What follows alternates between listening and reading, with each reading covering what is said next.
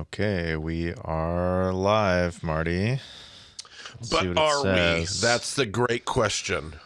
It says streaming on all 4 platforms this time. All right. Did it tell you last time that Facebook wasn't working from where you were sitting? Yeah. Oh, it did. Okay. Well, that's good news. There's nobody here right now Nobody here. to listen to us. Big fat zero. Yeah. 0 listeners. 0 viewers. Instagram doesn't tell you anyway, so you don't have that benefit. Oh, shucks. But I can tell you from Instagram's own interface that we have viewers on Instagram. All right. All right. Why? Hey, there's one. There's there's Facebook. 5. Okay. We got Ben Casperson on YouTube. Comments are coming through on YouTube. We have Doreen from Virginia. She's in a new location, and apparently it's slowing her down because she was not the first comment. Oh. Shots fired. Thank you very much. We have Michael Scott on Instagram. Comments are coming in from there, so we're looking good.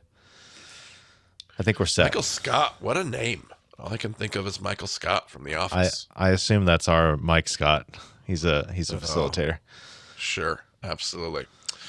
All right, everybody, here's the deal. It's July 22nd. We're here for a live stream. You want to know when the next live stream is? It's August 16th. It's scheduled to be our GMT edition. That means it's going to be at 4. It's a Sunday. It's going to be at 4 p.m. Eastern Time, 1 p.m. Pacific Time, 8 p.m. GMT, if I remember right, but heck if I know. It's a weird world we're living out there. Brent's nodding. He's checking. Yeah, sorry. But that's... Yep, go ahead. Sorry. Nope, that's where we're at. It's been a while since I kind of I don't know if the next month we've got some questions stacked up for L. We've got some questions stacked up for chiasms. So we've got the potential. Who knows which month? We haven't decided yet. We're all about ready to hang out together. We're going down to a party in Boise, Idaho. Because we've got a live event, Brent, that we're doing. People could still buy tickets if they wanted to come to the live event. Like there are still seats to be had, tickets to be bought. They could come join us on not January. Don't come join us in January. We ain't gonna be there. But they could come join us on July 30th in Boise, Idaho, for our first ever, maybe last as far as I know, who knows? But our first ever live recorded episode. We're gonna have some fun. We're gonna record an episode, but we're gonna have more fun than recording. I mean, come on, we're in person. But while we're in person, by the way, we're gonna chat about like live streams. We're gonna figure out when does Elle want to be up? When does Brian, David want to show up for some chiasms? We're gonna do all the things. We're gonna talk about all the stuff. I liked how earlier you just said chiasms as if that's his name. Yeah, you know, chiasms. You know chiasms. Brian. Yeah. So, yeah, that should be funny. I want that joke to live on forever. I'm just going to call him chiasms from now on. We have, let's see, what else do we have? Oh, it's been a while since I got on here and just reminded us of why we do this. Like, why do we do these live streams? Why do we do these Q&As, should I say? Because we used to always point out, it's really not about the A's. Like, we don't want people to get used to, I got to tell you, Brent, some of these names that show up on this parking lot, they're return guests. Like they play a lot. On one hand, I'm kind of glad because they're engaged, they're here, and I'm having it. But we don't want to have this like weird relationship with answers. We love to have a really good relationship with curiosity, questions. And so we love to do these Q&As, and I do Q&As everywhere, not just on these live streams. I do it for my book events. I do it for our meet and greets. I love Q&As. Some people call them Q&Rs. I believe I've seen Bible Project call them Q&Rs. Very smart move on their part because more of a response, less of an answer. Because what we like to do is we just like to remind ourselves it's okay. It's okay to ask questions.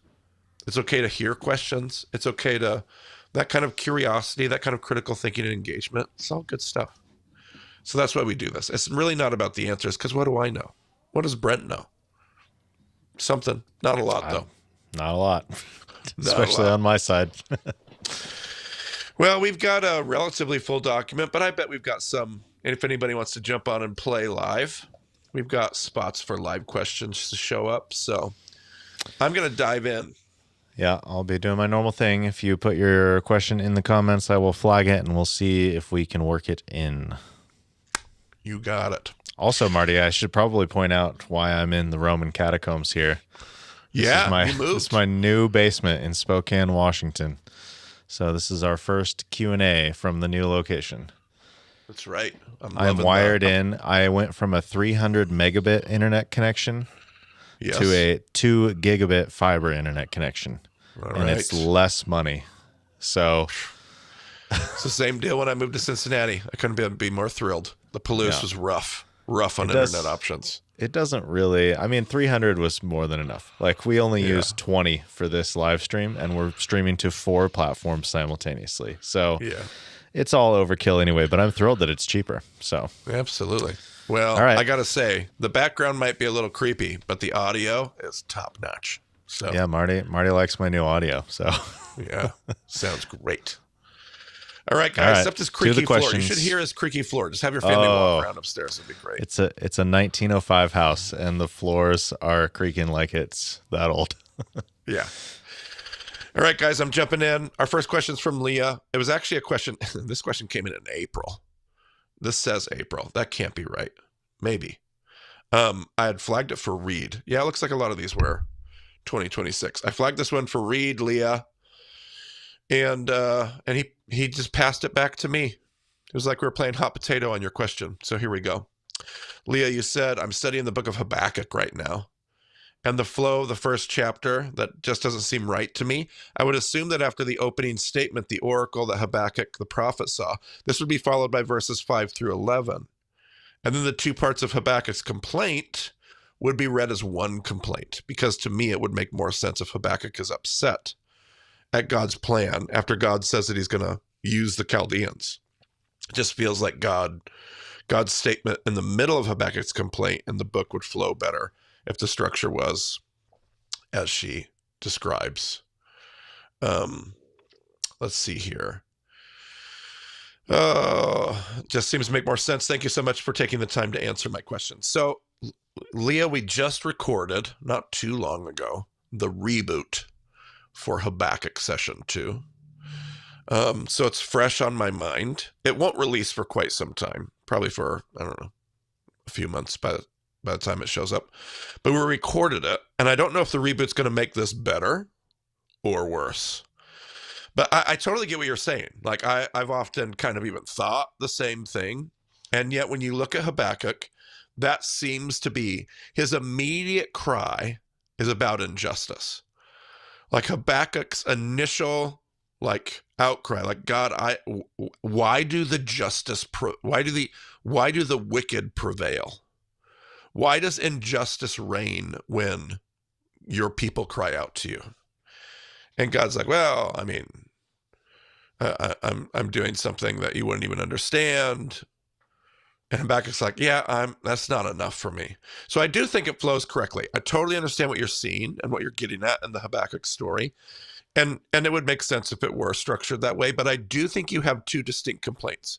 Habakkuk's initial complaint is, why do the wicked prosper? And God's like, because I'm doing something. Like, I'm doing something you wouldn't even understand if I explained to you. And Habakkuk's like, yeah, nope, it's not good enough. Like, I'm going to need more than that. And in fact, I'm going to climb up in my tower, and I'm going to demand a better answer than I'm doing something. I'm using the Chaldeans. Just trust me. Habakkuk's like, no. And that's when God shows back up and is like, all right, well, I'll tell you about the Chaldeans. I'll tell you about the Babylonians. They're a pretty rough bunch. And by the time God's done talking about the Chaldeans, it kind of feels pretty obvious that Habakkuk's like, he's got to wrestle with, hey, aren't you guys kind of like the Chaldeans? Like, the Chaldeans are a pretty rough bunch, but isn't it basically same when it came to my people, when this whole story kicked off like this? And that's when Habakkuk goes, oh, now I get it. So I do feel like there's an initial complaint, and God's like, yeah, I got it. Don't worry. And Habakkuk's like, well, it's kind of like Abraham in Genesis, like, well, I'm going to need something more than that. And God's like, oh, okay, well, it's going to be hard for you to hear. Here it goes. And that's how that flows. So I totally get your question, but I do think it works. So maybe the reboot might phrase it just a little differently than we did the first time around. Who knows? Session 2, that will be. Got a question from Jen. This was also set aside. This came in March. And Jen, I also set this aside because Josh and Reed used to love to talk about Cain and Abel. So I thought I would toss this over to Reed to talk about Cain and Abel. But he hot potatoed it back to me as well. So it took us a while to get around to your question, Jen, but we got here.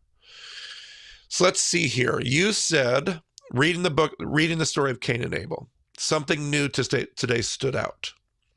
Jen says, maybe the point isn't the type of sacrifice. Maybe we could understand the story of Cain and Abel, and Cain brings his sacrifice and God doesn't seem to love it. And he does love Abel's sacrifice, Avel. Maybe we could understand the type of sacrifice doesn't matter, that God was always looking at their hearts and Cain's was performative and not of faith. The story doesn't say that, but later in Hebrews 11, it talks about how Avel and his offering was by faith.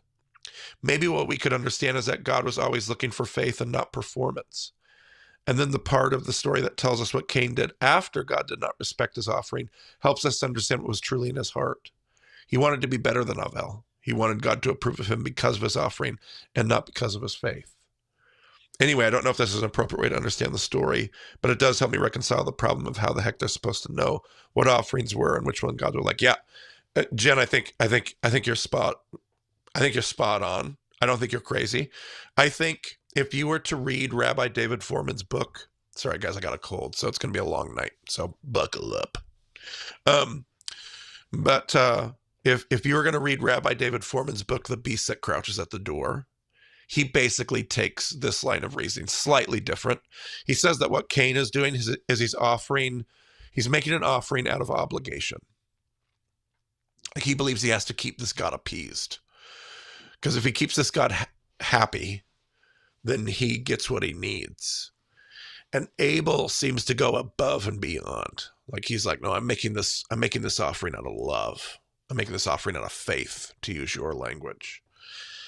And Foreman's not coming up with that on his own. He's basing it off of the rabbi's teaching, the tradition in the Midrash.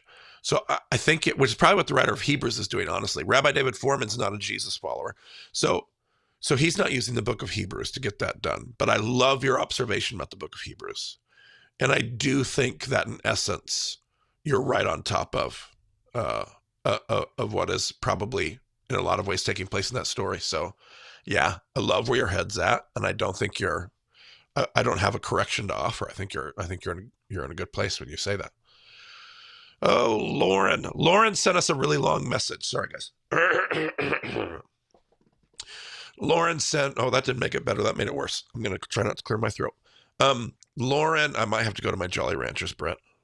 Brent really loves it when I go to my little jar, my little kids. It's a different set of rules for the live Q&A. My daddy's stash. Look at that, Brent. My daddy's stash. I don't like it for so many reasons. But and yet you hear me struggling and you're like, let the oppressed go free. All right. Yeah, I think you might need more than Jolly Ranchers. Oh, I might need some lozenges. Should I DoorDash you some medicine? Some cough drops? No, I'll be all right. That'd be crazy. Go around the back side of the house and knock on the window. Deliver it there. Yeah. All right. So Lauren wrote us this really long message. Part of it was about a question that we took last month or 2 months ago or whenever we took a question. Part of it, Lauren, was asking about some other questions that I know Brian was able to respond to. But in the midst of all this message that I'm not going to read, Lauren does ask one question that I was going to kind of focus in on. Lawrence, and we've done a similar, we've dealt with a similar question before, but it's a good one and it comes up often. She says, how do I remain obedient and tithing when untethered from my church home? I've consistently tithed since my first grown-up paycheck, and the Lord has been a faithful provider. I believe fully that tithing is for my good, and his glory.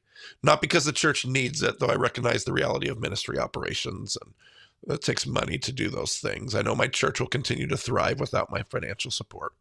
What guidelines does Scripture give us for tithing in a modern world? Because 10% gross to the temple? Question mark. Maybe this sounds silly, splitting hairs, but truly I want to make sure I am still honoring God in this and always arranging my finances in a way that puts him first. Okay, so many good things in this question, Lauren. Part of this is that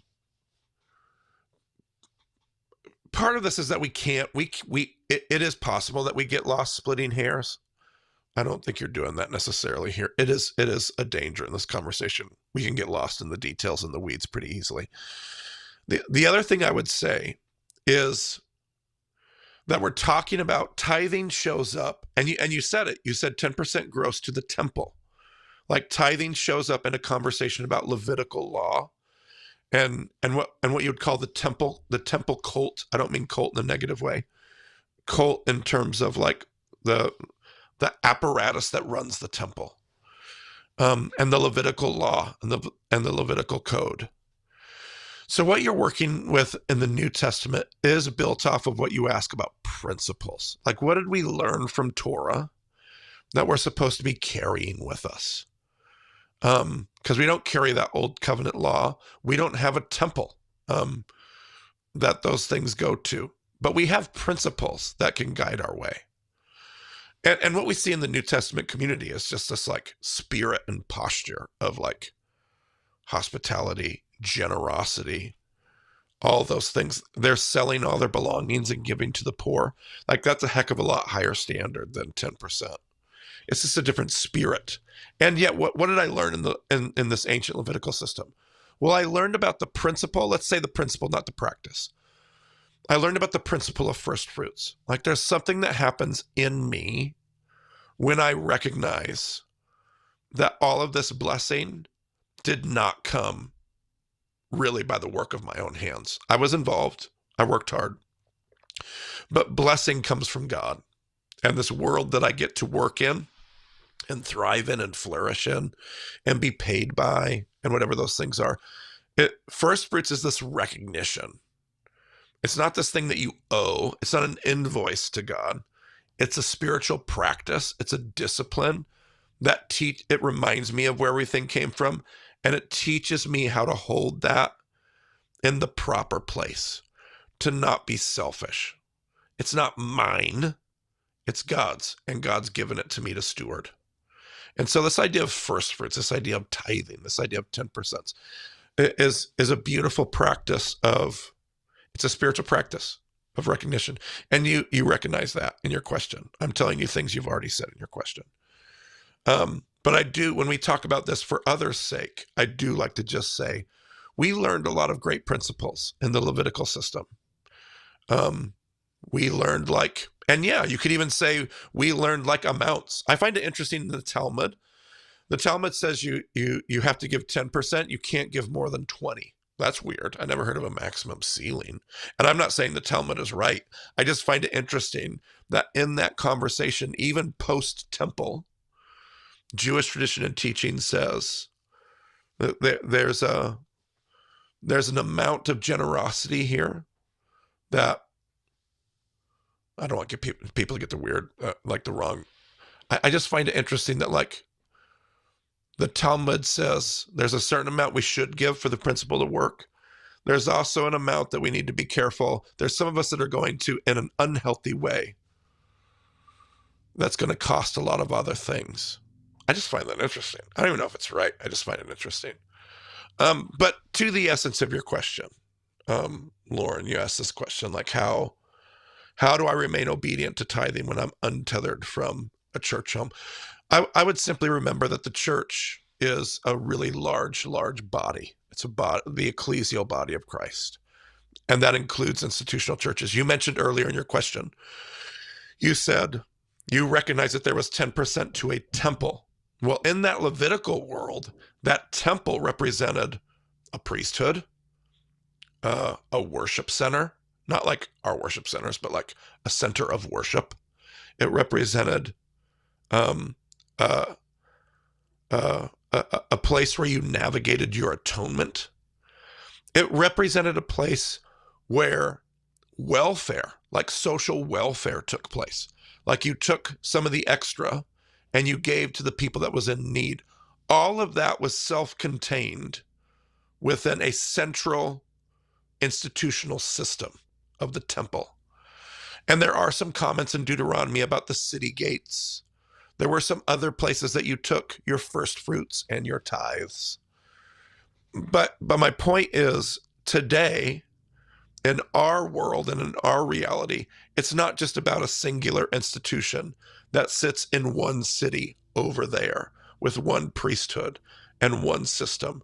The thing that the body of Christ does in our world is about churches, and it's about parachurch organizations, and it's about mission efforts, and it's about people that take care of the alien and the orphan and the widow, and it's about your local soup kitchen, and it's about all the ways that the kingdom of God shows up in the world. It is about pastors and clergy, because God does ordain a set of people that says your job is to stay close to me and help other people do the same thing. Your job is to steward spiritual leadership well. So those are realities too.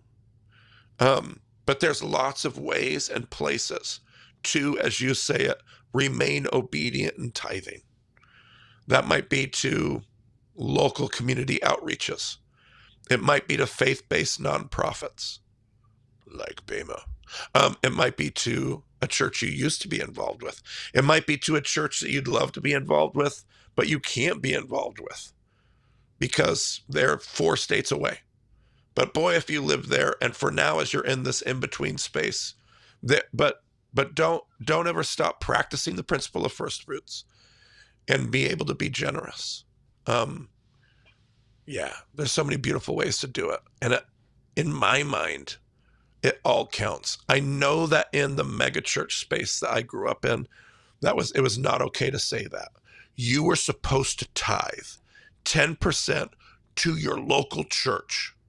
And that's fine. If that's what we do, that's fine. I think it's a weird line to take in light of all the things that the church doesn't do and isn't in comparison to the Levitical system or the institution of the temple. Or we're not talking apples to apples. So it's a weird line to take that feels often motivated by an awkward self-interest. So there. You're in a good spot when you're asking that question. Keep doing those things. Find places to give. What you're giving to God. You're not giving to institutions. You're not giving to nonprofits. There's a place that will issue you a receipt, but that's not really where you're giving a tithe to. You're giving your tithe to God, and God's giving it back to somebody, some other thing that helps move his kingdom forward, minister to the hurting, taking care of the oppressed, helping people see what they need to see.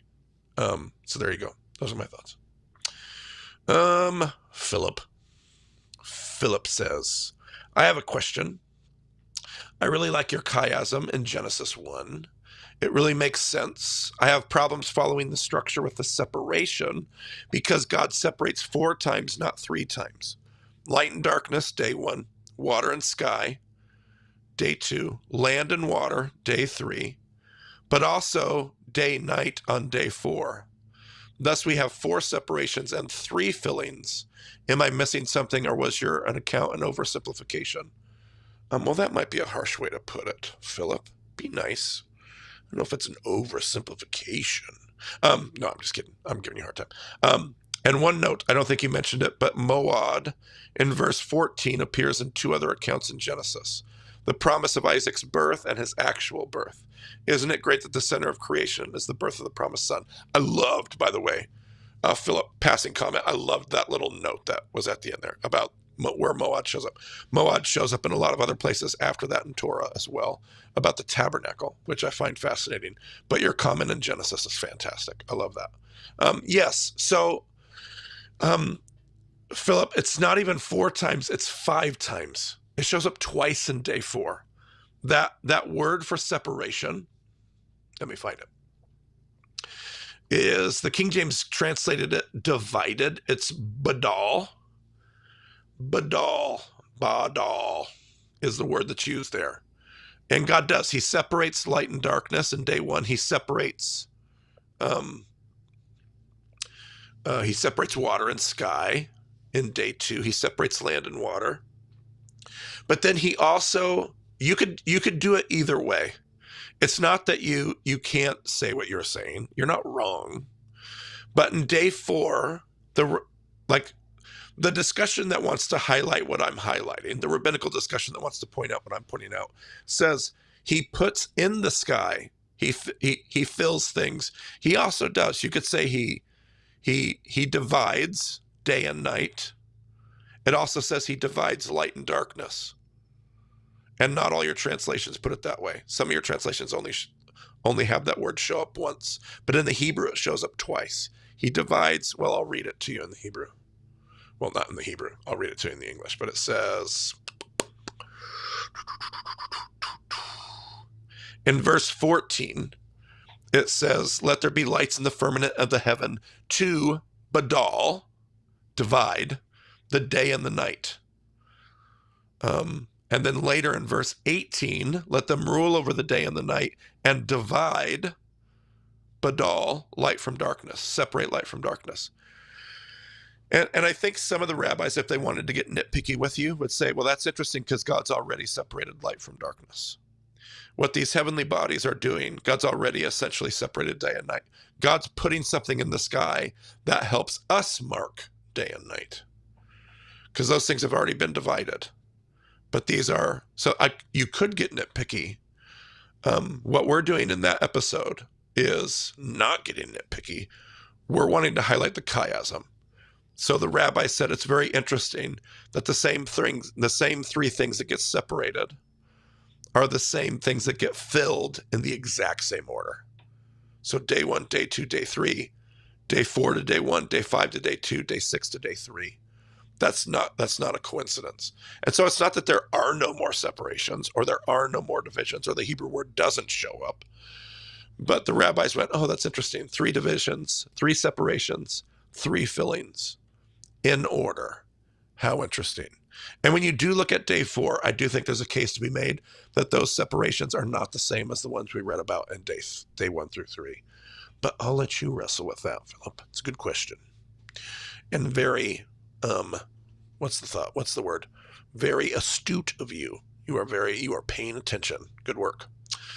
Michael says, we were listening to the episode on 2 Peter, and you guys mentioned drinking the blood from the guild feast. I wanted to see how Jesus' comment on eat my flesh and drink my blood connected. Yeah. Yeah. If you have, sorry, Brent, I can't do it. Here it goes. This is my lozenge. This is my Jolly Rancher lozenge. Everybody bear with me. I will try not to suckle into the microphone. It's just one of those days. Oh my goodness, the wrapper. Okay. I can already feel better. Okay. So one of the things that we talked about, Michael, when we were going through the Gospel of John, when you get to John 6 and Jesus makes that comment, is one of the things that we try to make the case of all throughout the John study is John is simultaneously talking to the Jewish world and the Greco-Roman world.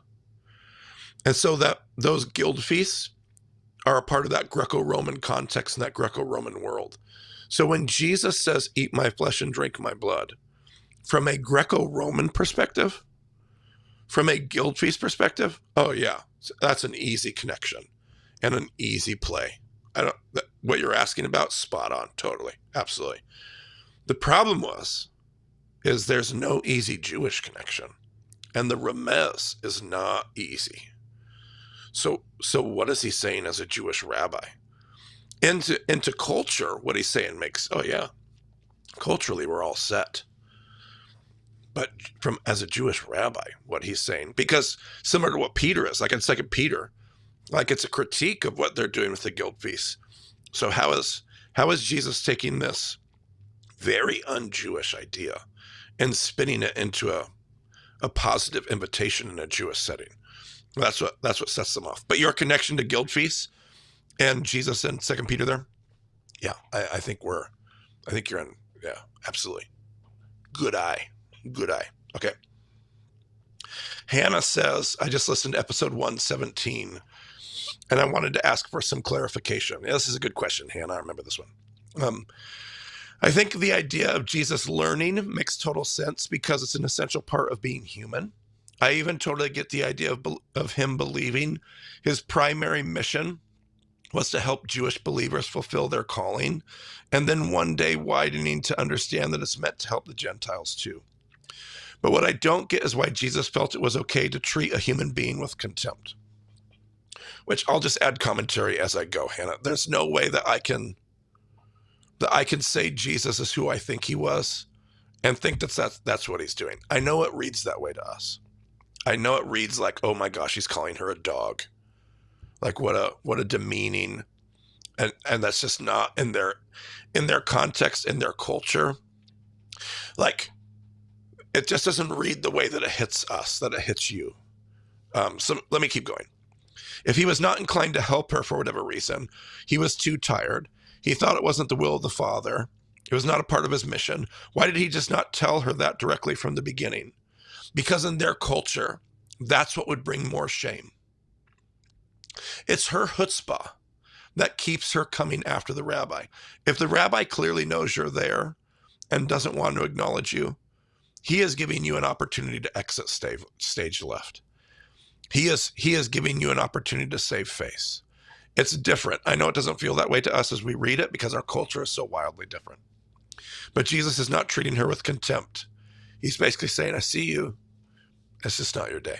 It's not your day. I'm here for a retreat. This is not my mission. I'm just letting you. I'm not addressing you because if I turn and tell you no, that's the shame. And this shame on our culture, this male authority figure, it is better for, I'll even kind of do this with my students sometimes when I'm in Israel. Like, hey, if the rabbi clearly hears you and doesn't do anything, I'll tell them, like, there's a reason. If you force me into the corner, I'm going to have to respond to you. But if I clearly hear you and don't do anything, let it be. Because there's some reason, and it's probably a good one. So just sit tight. If that kind of makes sense. So when Jesus is doing this, he's trying to give her an opportunity to save face. But she, to her credit, she keeps pushing. And this is why Jesus ends up making this discovery. And so he's not calling her a dog. He is making a statement about Jews' relationships with Gentiles that she would have completely understood. Like, think of the woman at the well. And we make a huge deal that, like, she knows when he shows up, she totally gets that he's not supposed to be talking to her. This is common cultural understanding. So this woman gets it. And Jesus is trying to let her, like, and she pushes him into a corner. He's like, listen, you know the situation we're in. Like, this is not what we're doing today. And she goes, but what if it is what we're doing today? And she quotes that text, and Jesus goes, oh my gosh, it is what we're doing today and tomorrow. This is crazy. So let's see here. I bailed on your question. This feels incredibly out of character from the man who chapters earlier encouraged people to love even their enemies and pray for those who persecute. Hopefully my explanation there speaks to that on some level. I know it's very hard to read that into the English from where we sit, but culturally speaking, he is not doing what we think he's doing when we read it in the English. And not that it's an issue of translation, but cultural translation is not what he's doing. He seems to be advocating for treating all people with love and literally says to give whatever people ask of you, even when they're asking for some pretty dehumanizing things like clothes off their backs. All of that, by the way, Hannah, all of that was taught in a Jewish context to a Jewish context.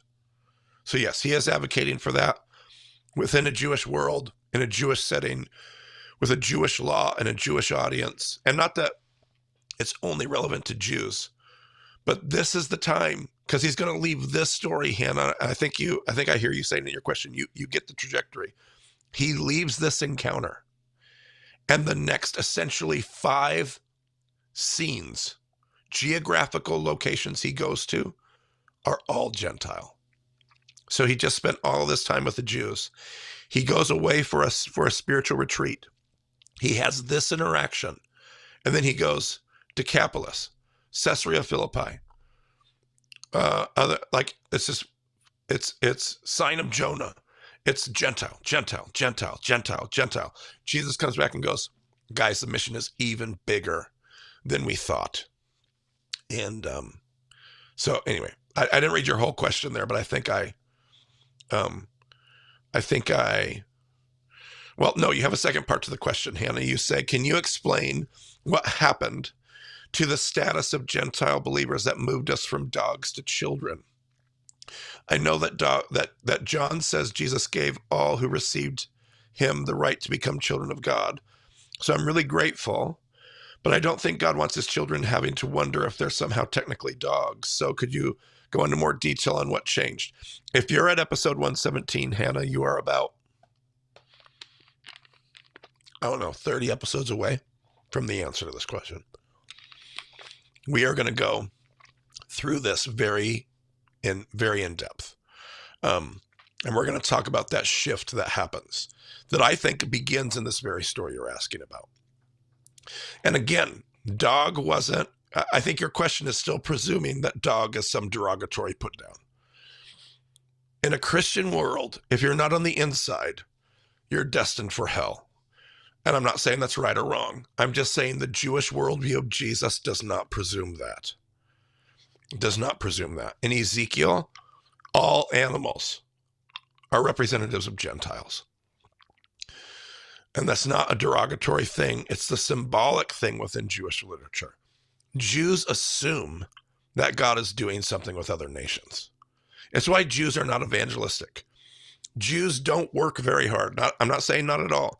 But Jews, even in Jesus' day, Jews weren't working hard to proselytize the nations, because they don't have the assumption that if you're not one of us, you're going to hell forever. They assume that God's doing something, and what God's doing with your nation is none of my business. I assume it's glorious and redemptive and good. My job is to worry about what God's doing with my nation and my covenant. Now the Jesus Jewish world changes that, but the Jewish world that Jesus is speaking to does not assume that. So just because there's a reference to animals, the birds of the air, dogs, throw your pearls before swine, all these references to the Gentiles are not, we assume all this derogatory nature to the reference, and the reference isn't derogatory. It's just making the point you're from a different story, a different thing. Like God very well might be doing something. Just because you're a dog doesn't mean you're a dog who's going to burn in hell for all of eternity. It just means you're not the thing that our covenant deals with directly, which is, it's still hard for us to stomach because of the world that we live in. Thanks be to Jesus, by the way. But yes, what Paul's going to do is Paul's going to kick this whole conversation up to a notch that we're simply not even seeing in Jesus's ministry. It's not that he goes beyond Jesus. It's just that Jesus is introducing us to the kingdom of God, and Paul ends up helping us apply the kingdom of God to a gospel that's going to all the corners of the world. And that's what we end up seeing in Paul. So you're going to see that in session 4, okay? We're going to talk about how Gentiles go from dogs to children because they get adopted into the family of faith. There's an adoption or a grafting, to use Romans language. But yes, that is a good question. Megan says, I met Megan. Hi, Megan. Megan says, I've read in different places that in Jewish belief, the Israelites in captivity in Egypt chose a lamb to sacrifice because it was tied to a god in Egyptian culture. The god Amun and Khnum, Amun-Ra would be the right one. Yeah, absolutely. If this is true, why then is Jesus referred to as the lamb if the reason they chose the lamb in the first place was because it was a part of an idolatrous belief system? A couple different reasons, Megan. One is the lamb is it's a slain, in a lot of ways, it's the slain lamb. Jesus is the lamb that was slain, which stands in contrast to like the powerful lion. Jesus is the one that lays his life down. Philippians 2, right? becomes obedient to death, even death on a cross. What kind of an animal is Jesus? He's a slain lamb. That's what he is. He's a slain lamb. And that's connected to the other reason. The other reason is that the lamb becomes the symbol of the revolution. The lamb is the symbol of deliverance. The lamb is the symbol of sacrifice. The lamb is the symbol of a lot of things. So the lamb isn't the symbol of the Egyptians. To the Egyptians, the lamb, the goat, the ram was the symbol of Amun-Ra. That's true. It's absolutely true. But not to the Jew. No Jew looked at the goat and was like, that's Amun-Ra. When Jesus associates with the goat in the Jewish world, he's not making an Egyptian association. He's making a Jewish association. What does the goat mean to God's covenant people? Well, the goat is the symbol of the revolution. The goat is the symbol of deliverance. The goat is the symbol of rescue. The goat is the symbol of salvation. The goat is the symbol of the lamb, whatever you want, the lamb. And when that lamb is slain, you just double down on it. Jesus was the one that offers his life as a liberating sacrifice. So not the connection to Egypt. We're not going to use Egypt symbology. We're going to use Jewish symbology. Rooted in the same story, but not for the Egyptian purpose. Hopefully that makes sense. Lisa says, Brian and the Bema team. I am learning of Josh's passing just now. After pausing the podcast for some time, I recently began listening to Session 2 Reboot and learned the news in one of the early episodes. I have found myself grieving. Josh's insights are so rich and thought-provoking that I often listen to episodes multiple times to fully absorb the depth of what he was teaching. I have also deeply appreciated the way that you, well, first of all, let me just stop along the way, Lisa, and just say, yeah, absolutely. Like we run into those same moments often. I feel like I just said something today. I feel like I said something today about some point that Josh would make. Oh, it was when I was recording one of the Reboot episodes. I said I made a reference at the beginning of this live stream. Yeah, yes, Josh's insights were rich. They were thought-provoking. I think about stuff often. Oftentimes I laugh because so much of the things that remind me of Josh are fun things. Joy. He was a person of joy, not criticism. He wasn't a cynic. He had the ability to think critically, and he could be cynical with the best of us, but he always brought some levity. So man, I think about him often. When we were all here for Josh's memorial, Reed and Leanne Dent left behind a candle. It was kind of like a Hawaiian flower candle because Josh always wore his Hawaiian shirts. And they said, whenever you light this, it's your opportunity just to remember Josh. And I enjoy lighting the candle because so much of who he was still follows us. Lisa also goes on to say, I deeply appreciated the way that you, both individually and as an organization, gave yourself space to grieve and have modeled the process with honesty and grace.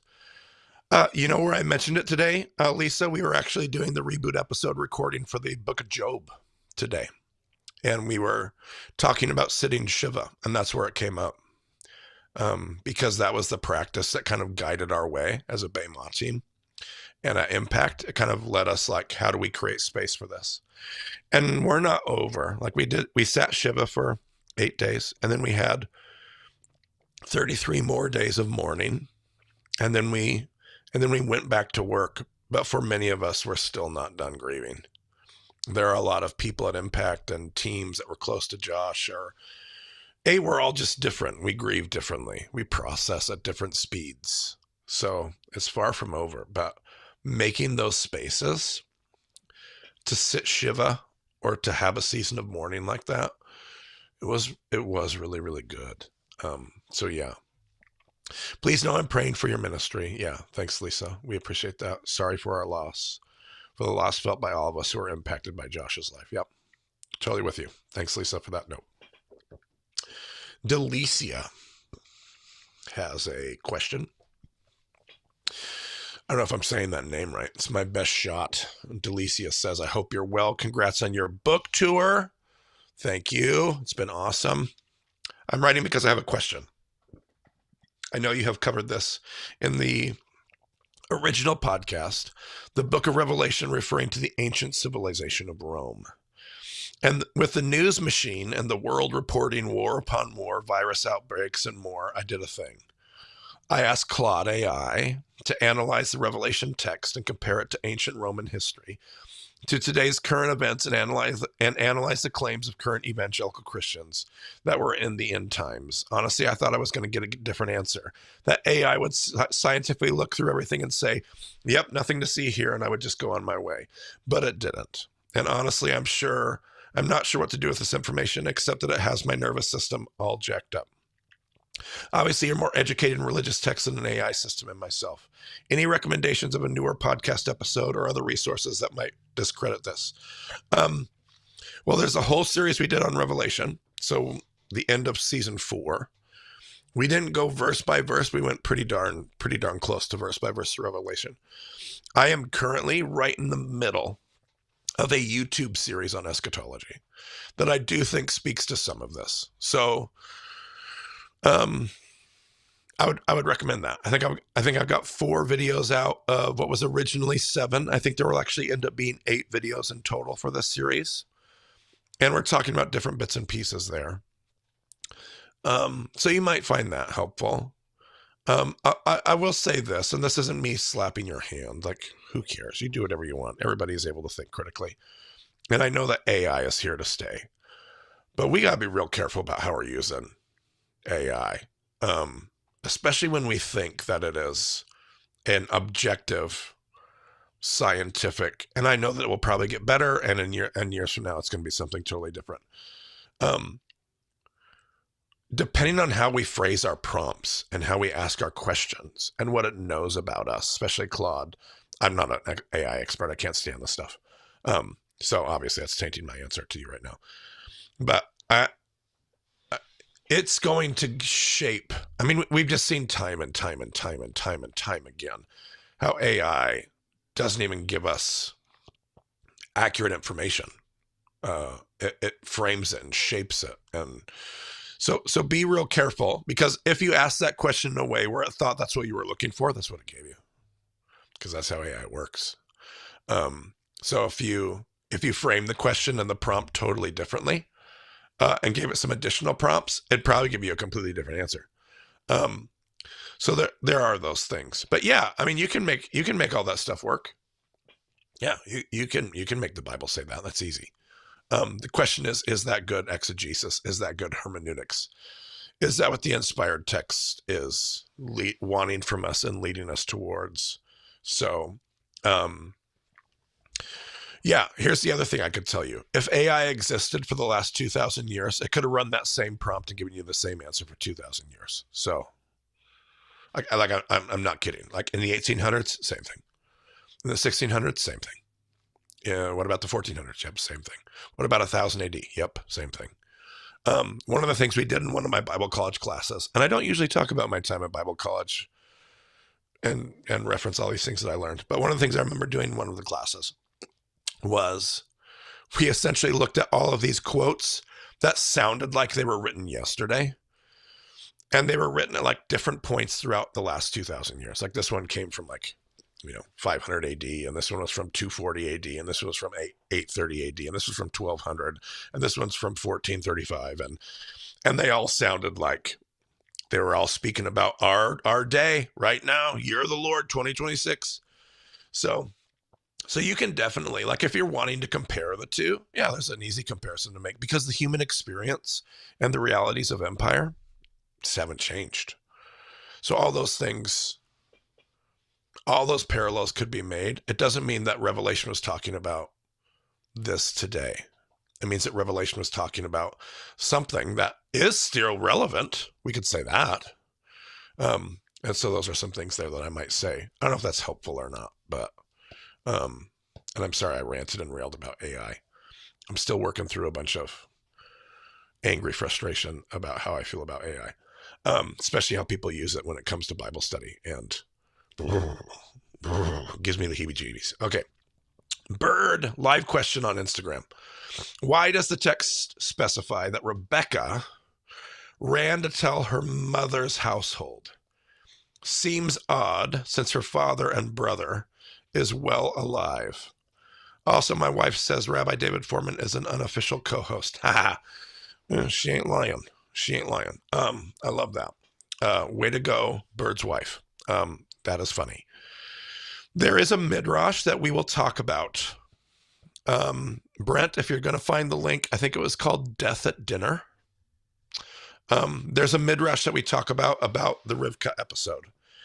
And the midrash teaches that Betuel, if I said that right, my memory could be failing me, but Betuel dies during dinner that evening, and Lavan has to step in as the patriarch, because you'll notice that Betuel's there at the beginning, but then all the conversation at the end of dinner is all Lavan. And so they're like, either Betuel is like shirking his responsibility or passing that off to Lavan, which is not his responsibility, or something's happened to Betuel. And the Midrash says, yeah, he died during dinner. So that's fun. Episode 218 is what Brent tells me. DJ says a note from an actor trying to, this is our last one before our rapid fire response section. An actor trying to follow Jesus in context. I wanted to reach out and say thank you for Bema. The way you and Brent teach scripture as an ancient Jewish historical and cultural context has helped me. I'm an actor, a creative producer in Hollywood. And lately I've been sitting with your episodes on the silent years, especially the Herodians, Essenes, and Zealots. These conversations have been hitting me deeply. Professionally, I'm in the middle of culture. Hollywood is a world of image, ambition, access, power, attention, money, and constant striving. There's a real pull to be seen. The Herodian conversation gave language to all of that. But then the Essene conversation hit another part of me. My soul longs to be quiet. Prayer, discipline, holiness, deeper devotion. I'm not reading this whole message. I'm kind of skipping around. There's a zealot side. There's a zealot side too. When I look at the systems around us, entertainment, healthcare, money, access, platforms, part of me wants to fight all of this. It can feel like people are not being cared for as image bearers, just being processed through systems. So I feel this tension. Part of me is in the middle of culture. Part of me wants to withdraw from it. Part of me wants to fight it. But I keep hearing the same thing in prayer. Jesus.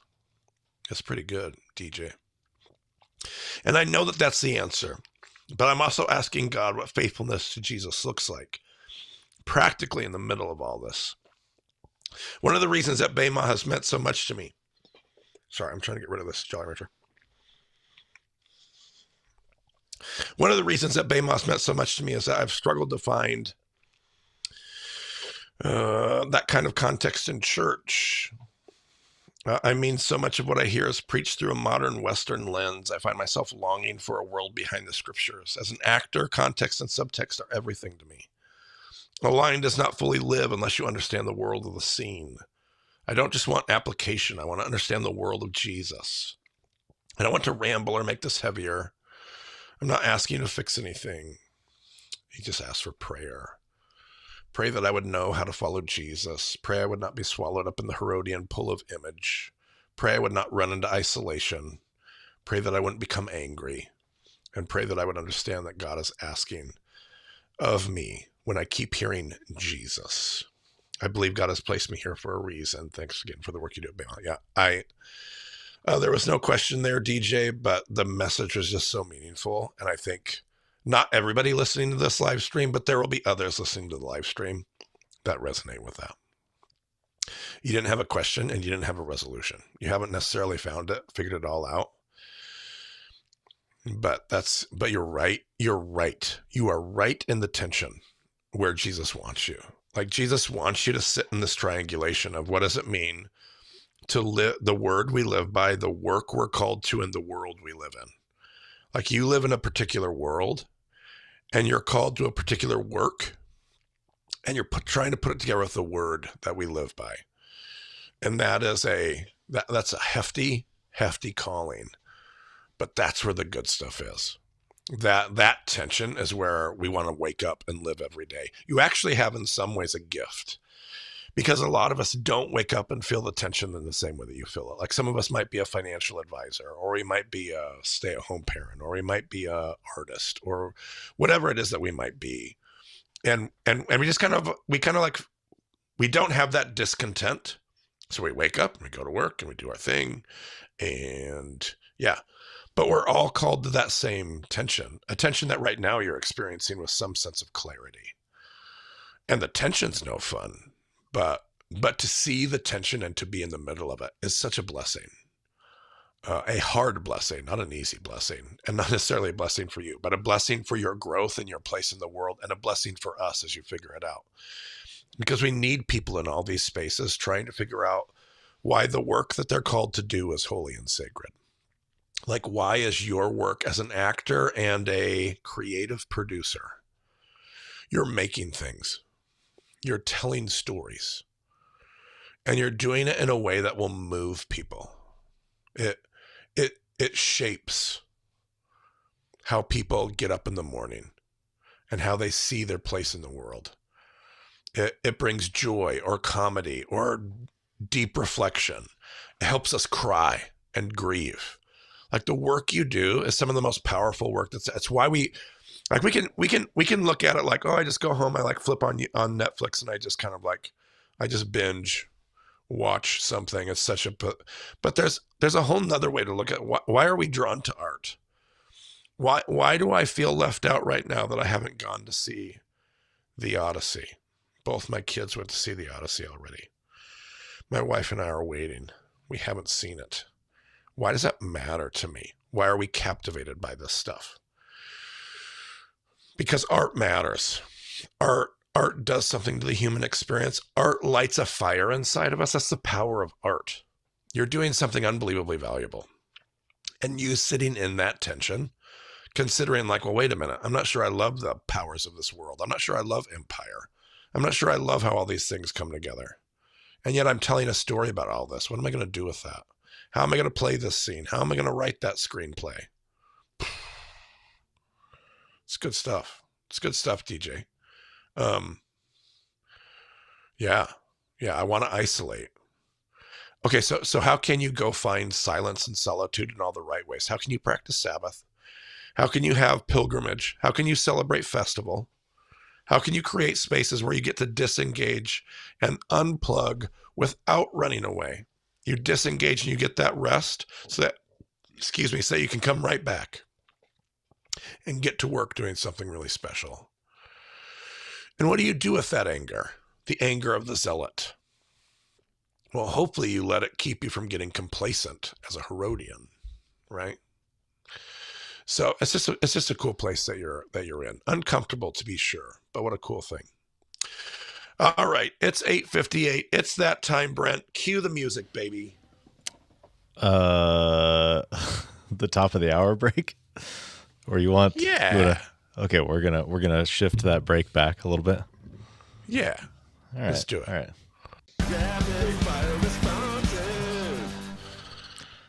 Not rapid fire from when I pressed that button. That took a second. No. I don't know where it had to go. Second. I don't know where I had to go in the file system to find that sound, but it was there. It went up to the stars and it came back to us. I feel like I should read the questions and you can literally rapid fire it. Okay. Yeah, if you want to. You can even kind of summarize them as you go. The first one, by the way, is from Logan, and it was another one I meant for Reed. And Reed said, this must have been labeled for me by accident. No, Reed. There was a reason I gave it to you, but don't worry, I'll take it. So sorry, Logan. This is from August of 2025. That's how long Logan's been waiting for what I'm going to give a rapid fire response to. Go ahead. Hello, I just finished podcast number 202. Episode 202. Thank you so much for doing this. I've enjoyed this and learned a lot. I'm inquiring on your quick thoughts on Ben-Hur by Lew Wallace. I'm halfway through and I feel impressed by the cultural context, given the book was published in the 1880s. I know it's not perfect. The dialogue is a little more Western, but it's an interesting read. Thank you for any quick thoughts. Yeah. He says, I'd be curious to get Marty's rating too, even though it's fiction, and I'm assuming he hasn't read it. Yeah, and I'm not so. I don't know if I've ever read the book. I mean, I'm familiar with the work. I'm familiar with the two different movies, the old and the new movie. I can't believe Reed did it. Like I was like, Reed's the movie guy. How could Reed not want to talk about Ben-Hur? That's crazy. He must really not Reed's like always like, let me talk about movies. Let me talk about movies. And I'm like, here's a movie. He's like, I saw his note. I was like, labeled by accident. I was like, I know exactly why this is labeled for you, Reed. Oh, jeepers. I think Ben-Hur's great. You're totally right. It's got a Western framing and feel to it, and tone and tenor. But I think Ben-Hur's, I don't have a whole bunch. When I have watched Ben-Hur, I've enjoyed it and thought, that's a great movie. It makes a lot of really, really cool connections. It's not one that I think of as historical. Rapid fire done. John says, I'm listening to episode 101, The Other Side. Jesus sent the unclean spirits into the pigs. References Mark 5:13. There were about 2,000 pigs. What is the significance of 2,000 pigs? I believe the number 2 represents the law of Moses, but I don't understand the connection. And my goodness, it sure does say that. Smacks pretty strongly of the Acts reference that we talk about, where it's about 3,000. Sure, yeah, and I love how you're trying to think Jewish numerology. In this case, it's going to be Roman. So if you remember, the demon identifies himself as a legion. Well, the number of a legion is 2,000. So the everything there is a Roman. The boar, like I can't remember what is it, the 10th legion that's stationed outside of where the story happens. Their symbol is the boar. So everything fits that. So I love where your head's at, but this one's going to be 2,000 as a legion. He called himself a legion. 2,000 pigs. Legion. Dawn says, my study group is doing episode 5 this week, A Misplaced Curse. This question was from 6 weeks ago, so they should be about episode 11 by now, I guess. In the podcast, you discuss the time it would take to produce wine and that Noah immediately figures out how to make wine. Is it not possible that Noah already ran a vineyard before the flood and knew pre-flood how to make wine? And secondly, that he brought a few mature plants aboard the ark and also some wine. Maybe that's why Nephilim had to steer. Very clever on the second part. I mean, everything's possible. My rapid fire, yeah, it's totally possible that he did some husbandry, some vineyard husbandry before he got on the ark. Totally possible. And I don't know about bringing mature plants and needing a DD, but that he could have been familiar with vineyard planting before getting off the ark. Absolutely. That's actually I felt kind of silly when you asked that question. It's very logical. Might even be some midrash about it. I'm just not familiar with it. Kirsty says, I am a Bama listener from London. I love your podcast. It's opened up the Bible to me in a way I've never seen before. Thank you for all you do. I have a quick question about the term prayer warrior. You mentioned that you don't believe that there's such people as prayer warriors. Can you explain why you believe this? Thank you so much. Brent's laughing, Kirsty, because he knows how I feel about this question. And you need to know that whatever frustration you sense from me is not directed at you, Kirsty. But I am so tired of this question. I wish, had I known the podcast was going to be what it was going to be today, I would have never made inside jokes. It was an inside joke. We were there with our guest, Jim Fight. Jim Fight is a prayer warrior, and he hates the term prayer warriors. He thinks that everybody's supposed to be a prayer warrior, which I appreciate about Jim. And so I was winking at Jim and happened to say into the podcast recording, but we don't believe in prayer warriors. And for the next decade, I have had to answer the question, Marty, why don't you believe in prayer warriors? So I hope that makes Jim laugh. The joke at his expense that ended up backfiring on me. So there you go. Beautiful. A kingdom of priests, a kingdom of prayer warriors. Absolutely. Chris says, one of the teachings that you did out of Thessalonians on parousia was really encouraging and I thought insightful. I have often struggled with the mystical/magical heaven paradigm that was a part of my upbringing. It often felt like heaven was far less about recovering Eden and God's original story intent and far more about escapism. My question is, have you ever taught on this in depth, or is there a relatively simple resource that helped me to formulate what I hope is a more realistic and biblical paradigm of eschatology and specificity on what heaven will really look like and what will be our purpose in the age to come? I've already linked in the comments, Marty, your currently ongoing YouTube series on eschatology, asked and answered. Moving on to the next question. No, the resource is looking for a Surprised by Hope by N.T. Wright. Okay, that's a good one. Surprised by Hope, N.T. Wright. That's going to be everything you're looking for. And not a long read either. Nice and short, not one of his deep academic books. If you want the really deep academic book, read The Resurrection and the Son of God. But if you want the easy book, read Surprised by Hope by N.T. Wright. Stephen says, yes, greetings. My daughter Reagan attends Truman State in Kirksville and is involved in CCF. Okay. I would give this to Reed, but he would probably be like, I think this was mislabeled. This was labeled for me by accident. I don't know what this has to do with me. Because of this, we, meaning Stephen and his wife and his son, have been listening to Bema and love it. And Stephen wants to know the chapter breakdown for the 1st, 2nd, 3rd, and 4th Isaiah situation that we do. Absolutely. 1st Isaiah. And these are loose, Stephen. You could argue the exact, but here's my cutoff. 1 through 11, 1st Isaiah. 2nd Isaiah is 12 through 39. 3rd Isaiah is 40 through 54, 55, 56. I'm going to say 54. And then 4th Isaiah is going to be 55 through 66. Bam. I'm doing really good with the rapid fire response. You're helping me, Brent. It's pretty good. Reed asks, not our Reed, a different Reed. Hey, love the podcast. Just started episode 20 with all your heart. When referring to the word test, is there perhaps a parallel to Proverbs 17:3 that reads, as fire tests the purity of silver and gold, so the Lord tests the heart? A distinction that just as intense heat forces impurities or lack thereof to the surface, so God's trials and life's difficulties bring forth whatever is in the heart. Short rapid fire answer, yes, Reed. I was going to look to see if it was the same Hebrew word, and I forgot to check. But even if it's not the same Hebrew word, that whole concept of wilderness, testing, seeing the quality of, yeah, your head's in a good spot. I would just say yes, it is possible that those things are connected. I'm not sure that's what's happening in that passage directly, but related, absolutely, yeah. Oh, I should have just started looking it up as soon as you started talking, and I would have had it by now, but I didn't because it seemed like... Okay, what do we have for test here? We have Bahan, and let's see what the first mention is. We got some Genesis 42, and then it jumps to Chronicles. So it is not the same word, but Marty's statement stands regardless.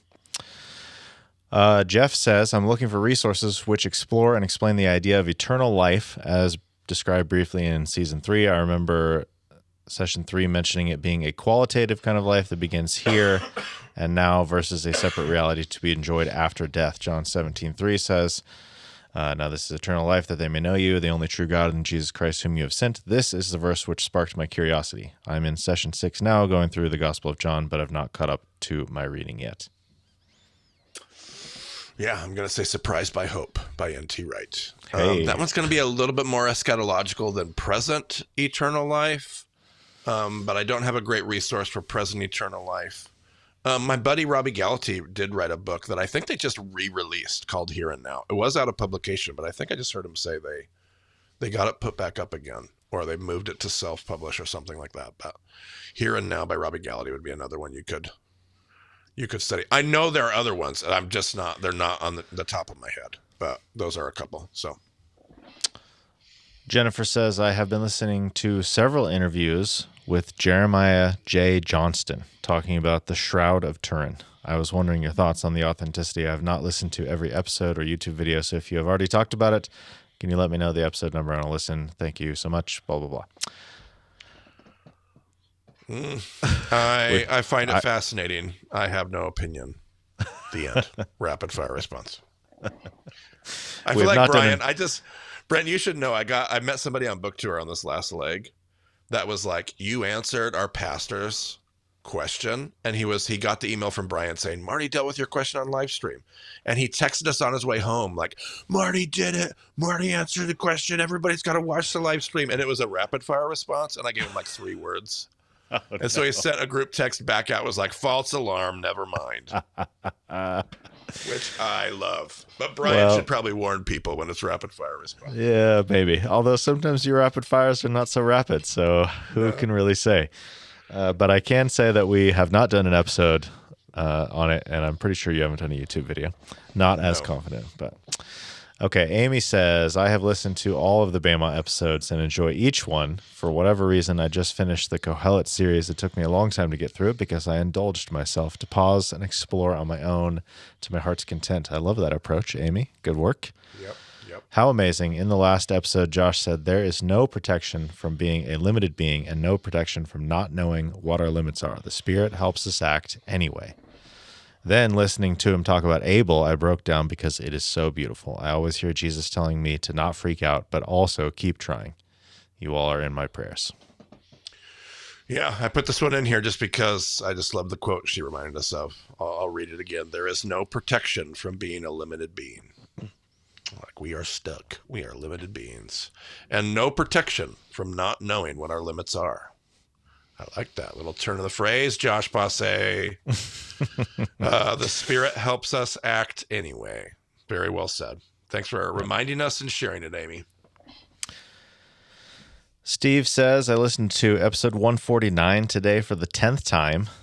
Fantastic question. How are you certain that Paul is specifically addressing pederasty versus sinful sexual behavior in a more general sense? Thanks. I'm not certain. Rapid fire. Boom. Yeah. Done. I'm not really certain. I'm not like certainty is so overrated. I'm not certain about much of anything. I make the best educated. I use all the evidence and I go, these are the pieces. And I don't think it's only that, strictly that. I think the broader conversation is very much talking about sinful sexual behavior as a whole, of which pederasty is something that seems to be directly pointed at and addressed. So I do think, certain, no way. Also including that, yes. Next. Yeah, I think for me, a lot of what I have to remember about the entire thing that we talk about in Bema is just bringing stuff to the table that we were not previously familiar with. So it's like there were no other possibilities beforehand. There was one way to interpret that passage, and we're like, well, there's actually more than one way. So we're just bringing everything to the table. So I'll say that.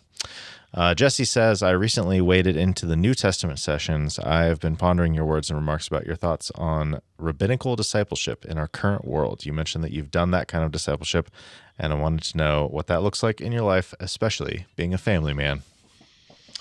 Well, I got good news, Jesse. Well, I might have bad news. We just talked about it in some recent episodes. Mm-hmm. So if you have to wait all the way to those recent episodes, you could be listening for a while. But I do talk about it there. I do believe I talk about it at the end of session, at least maybe 4, maybe 5. Like I do address it a handful of times in the upcoming seasons. So we will talk about it more, Jesse, just because if I was going to explain that here, it'd be 20 minutes. So I put you in rapid fire response. Sorry, but there is stuff out there. I don't have the episodes on top of me. Brent will probably link you 1 or 2. So, I could say that, but I will say, Jesse, keep going. Get to the end of session 5. You'll hear a short piece on the 4 pillars of Bema, which you're probably hearing the 4 pillars of Hellenism right now as you're in session 3. Get to the end of session 5, get that, and then if you want, you can jump to session 10, and we have an entire series on the 4 pillars, of which discipleship is one. So look forward to that, I guess. This is a very recent question, so I don't think Jesse's very far along in session 3 yet. Amy says, it was a gift to meet you and Marty on Thursday night. I guess this was an email to Brian. I didn't get to meet Amy. This was in Nebraska, and I missed out. She says, I hope Omaha was good to you both, and we get back on the map for book tour number 3. My daughter said as we were leaving, Marty was so human. I think he'd take that as a compliment. Also, she had a question she wanted to ask but didn't feel comfortable at the time. Where would Marty recommend she start reading her Bible, or is there any particular order? Yeah, well, first of all, I do take Marty was so human as a compliment. A, because it goes along with my book title so well. Mm-hmm. Thanks, Lydia. B, because I do want to be human. I do not want to be somebody who is I don't need a pedestal. I don't need to be anything other than all the rest of you in a room. I'm a have given my life to studying some things and be the one in front of the room for different reasons, but I am as human as they come. Where would I start reading? It's hard to say, Lydia. And Amy, a lot of that is knowing yourself. If you're the type of person that, like, if you sit down to commit yourself to something, you're going to finish it, then I would say start at the beginning. Start at Genesis and read the Bible all the way through. But if you're somebody that's going to struggle to get through the hard stuff, don't do that. No, don't start in Genesis. Genesis is going to be fine. And then you're going to get to like Exodus, and then you're going to run into some problems. And then Leviticus, and you'll be toast. So people always talk about starting in John. Here's my point. I'll say this, Amy and Lydia. It doesn't matter. Like, if you're in the Word, we're in good shape. So do anything. Grab a reading plan. Baymas put a few reading plans out on YouVersion, on the YouVersion app. You can use some reading plans to listen to the podcast while you read. There's no wrong way. If you're in the Word, it doesn't matter. Get the Word in you. Do what makes sense to you. Bada boom, bada bing. I have one more question that I'm throwing in. Somebody wants to know, they're asking me, what's the best method to read Midrash? And I don't know. We're gonna go find my I think this one was flagged for me by accident. Yeah. We're gonna go find Bema FAQ video Midrash. We're gonna post that in the chat. It's a little old. I did that one years ago. My beard's a little darker in that video than it is today.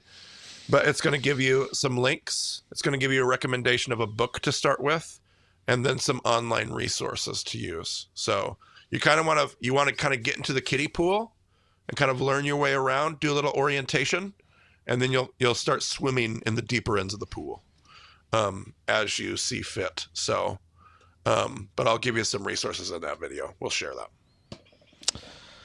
Also, I believe this is Patrick, if I'm understanding the letters correctly, is asking about tithing. Patrick, when this live stream is over, go back to the beginning where we talk about tithing earlier in this very stream. It won't be recorded in perpetuity on Instagram, I don't think. So you'll have to go to either Facebook or YouTube to get the replay. But that is slightly in the past as we do this. But that is the end.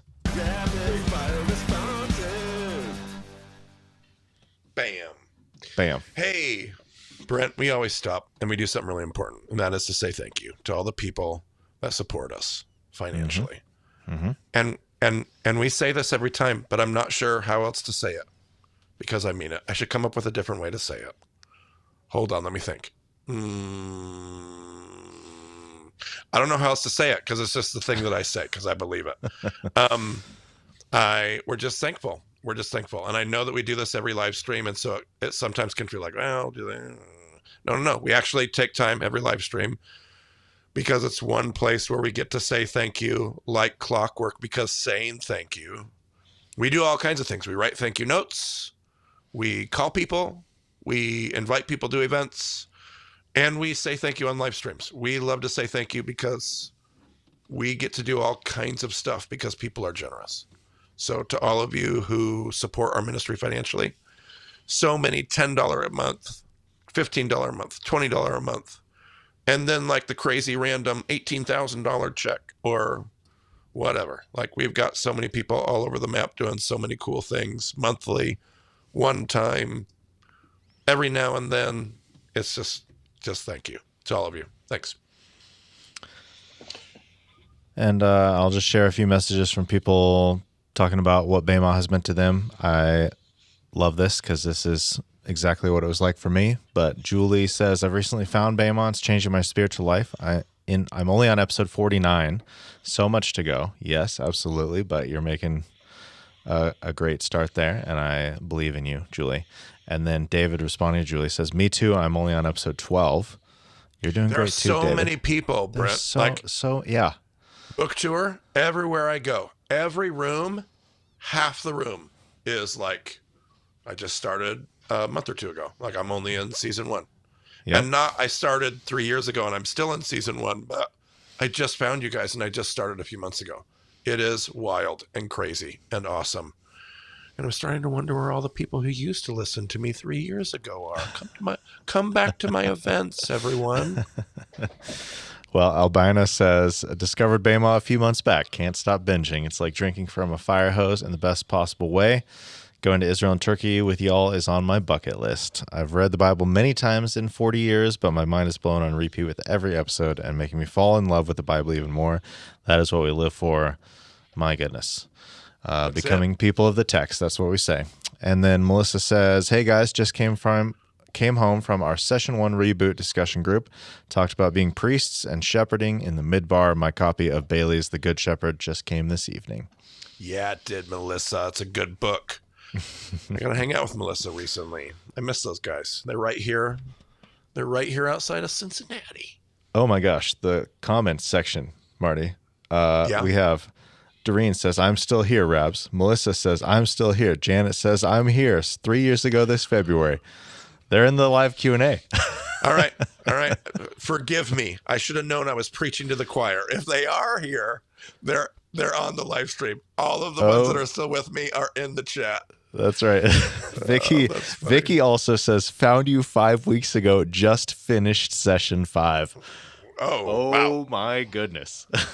That is double speed. That is 2 times speed right there. I love it. I love it. So now, Vicky, you have the full context of the Bible in your mind. That is awesome. Go forth and study deep. Yeah, absolutely. All right, you turn me back over to these questions? Back to the questions. Let's do it. All right. Next one is from Marnie. Not Marty, but Marnie. Marnie says, I've been reading Ezekiel, currently digging into chapters 43 through 48. I'm curious about so many things. Just wondering if you could help my understanding. This temple blueprint, figurative, literal, never built. Let me do that in order. Figurative, yes. Literal, no. Never built, right. Also, the east gate being shut, and only the prince being allowed to enter. Yes, that is correct. East is where. East is where judgment comes. It's also where deliverance comes. Ezekiel 43 through 48, the glory of the Lord comes back from the east. So there's actually some messianic teaching that the Messiah will come back through the east gate. Actually, there's a big cultural back and forth, which is kind of done tongue-in-cheek today, where if you go to Jerusalem today and you're looking at the Temple Mount from the Mount of Olives, you're looking at the east gate. And the east gate is walled up because of how the reconstruction of Jerusalem. But there's a graveyard sitting essentially right over where the east gate is. And so those Zionist fundamentalists who believe that like the Messiah will come through the east gate, the Muslims are like, well, there's a graveyard right there, so he'd be unclean the moment he comes through the gate. And the Jews are like, well, I mean, do you think that's really going to stop the Messiah from coming in? And the Muslims in the area always respond with, well, it has so far, which is just a fun little banter back and forth. You could take that more seriously, but I just think that's very, very clever. That's the image they're playing with there, though, is Ezekiel and the Messiah coming from the east gate. The prince is mentioned, Marnie says, a number of times, but seems like always in association with the priests. So who is this prince? Yeah, you have, in some scholars' minds, you have 2 competing worldviews in your Old Testament prophets. Both of them believe a Messiah is going to come, a deliverer is going to come. One of them believes it's going to be a kingly, non-priestly redeemer through the line of David. And the other one believes it's going to be a priestly deliverer. So is the hero party going to be Davidic, or is it going to be priestly? The Bible never makes that distinction, but scholars have noticed there appears to be the prince is a priest, the prince is a priest, the prince is a priest. On the other side, you have prophets that are saying, well, the Messiah is the son of David, it's the son of David, it's the son of David, it's the son of David. So what you end up doing with all that is fun. Taylor says, let's see here. Also hearing, by the way, Taylor, let me see. I'll read Marty often references that he believes Jesus taught in Hebrew as opposed to Aramaic. Do you have any resources that we can dive into regarding this? Curious to know more. Taylor, I wanted to address this because you mentioned me directly. What I'm going to do is I'm going to kick it back over to Elle. I'm going to put it in Elle's parking lot because I'm curious. We've talked about it before, and Elle and I are on relatively similar pages, but I'm sure there's also distinctive differences, and she has studied it far more directly than I have. So whatever opinions she has will be far more informed. I don't have any great resources. I was just studying recently. I was reading some Israel Knoll is the name of the scholar I was reading. And Israel was saying that there is a historical opinion that there was an Alexandrian Jew, and I cannot remember the name, that came up to the Galilee and brought the Septuagint with him and also taught the Galilee Greek. Now that's a completely third, like you're talking about Aramaic, that's the popular opinion. I believe Hebrew, which is the unpopular opinion. But there are people that will even say, I don't even think they're speaking Aramaic or Hebrew. I think they're speaking Greek. That used to be a crazy thought for me. I was like, there's absolutely no way. That is ludicrous. That was the first time I read a scholar talking about where that idea can be rooted in history. I'm not sold on that idea at all. I still believe that the Galilee is speaking Hebrew. Judea, should I say, the world of the Sadducees? No, Aramaic. Anywhere where you're in a mixed land, like the diaspora, Aramaic. But the Galilee, like you went to the Galilee to preserve your Jewish identity, that is Hebrew for me, but I don't have a resource for you. But I have marked this for Brian to send this same question, Taylor, over to Elle the next time she's on, and we'll see what she has to say. Also, Taylor said, hearing that chief priests operated more as the religious mafia makes a ton of sense. Do you have any resources that dive further into this perspective? Yes, the complete works of Josephus. I'm not trying to be cheeky or a jerk. That is mostly what you're working with. You are going to have some different works that dive into stuff. I have read about it in passing. So it's hard to recommend the book because it's been a passing chapter to something else. Like the book is about whatever. I remember one of the books was by a Palestinian author, Matri Raheb, and he had a chapter in one of his books, the Face of Empire, the Faith of Empire, the Empire of Faith. I can't remember what it was called. Anyway, he had a chapter on those groups, but that's not really a recommendation for you at all. Those are the kind of places where I've seen it. Josephus is where we get all of that information for. And Josephus talks about the priesthood so in depth. It's just very hard if you're not really good with your Josephus, it's very hard to make sense out of any of it. So good luck with all of that. I'm sure there's probably actually some good, like, I don't mean cliff notes, but some books that would talk about what Josephus teaches rather than just reading the direct source itself, if that would be helpful. I just don't have a good recommendation for you. YouTube has a comment from Leo regarding Ayin Tovah and being able to see the world through the lens of goodness, possibilities, generosity. What are spiritual practices that create space for God to develop Ayin Tovah? Oh, that is a Leo. That may be one of the best questions I've been asked in months. I mean, my gut immediately says Sabbath.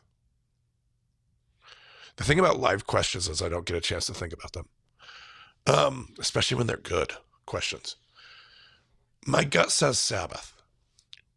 Sabbath teaches you how to see the world through God's lens. And what God sees is a good world. Sabbath teaches you where provision comes from. So what's going to fight a world of scarcity and an evil eye would be Sabbath. There's probably others. In fact, you could probably make a case that almost any spiritual practice at some point helps you find and foster Ayin Tovah. But Sabbath is going to be my final answer. Sabbath and others. That's my final answer. Great question, Leo. I'll be thinking about that for a long time. And I'm going to actually come up with other answers, and I'm not going to be able to tell you. That's a bummer. Bill says, I have made it through season 5. Bill, good work. Good frickin' work, Bill. Hopefully Bill's okay with me using the word frickin'. Good frickin' work, Bill. We have a group that wants to do Genesis, so I've started listening all over again. I really hope right now the captions like translated that correctly. That'd be bad. Do you think the serpent was the only snake that was able to move upright, or do all snakes move upright into the curse? Bill, I love your question. It makes me smile so much. I don't have an opinion on this at all. And I don't mean that to be dismissive at all, Bill. Your question makes me smile. I will use your question to say this. Our Western minds are not bad. They're not evil. We don't need to get rid of them. They make me smile. They make us ask glorious questions. And maybe there's something attached to this question that I'm just not even thinking of. But our Western mind caused us to do some interesting mental gymnastics and when we create questions. Now, we love questions. Questions are always great. Even when we have bad questions, the bad questions help us find the good questions. Like people used to always say there's no bad question. No, there are definitely bad questions, but you have to ask the bad questions to find the good ones. There's nothing wrong with a bad question. I'll put it that way. So Rabbi Foreman once did a lesson. I think it was a lecture one time that I heard early on where he said there are 4 kinds of questions. There are 2 internal questions and 2 external questions. There are internal direct questions, as in when you're reading the text and doing the exegesis. There are questions that are inside the textual passage that are directly asked, addressed. They are without a doubt the question that's happening in the text. Those are money. That's the gold, right? So those are internal direct questions. Then there are internal indirect questions. The question is inside the text, but it's not direct. It's like sitting over to the side. It's in the story, but it doesn't appear to be directly what the story is talking about. And Rabbi Foreman says, if I remember correctly, ask those questions, pay attention to those, because sometimes those indirect things are purposely put there and they're more direct than you realize. So ask internal questions. One of the lessons is ask internal questions. And then there are external direct questions. The questions are not inside the text. They're not coming from the story. The story doesn't beg them, but logic does. Like abstract logic begs this question. Those questions are like there's a decreasing value. There's a diminishing value in all these questions. The highest value, internal direct.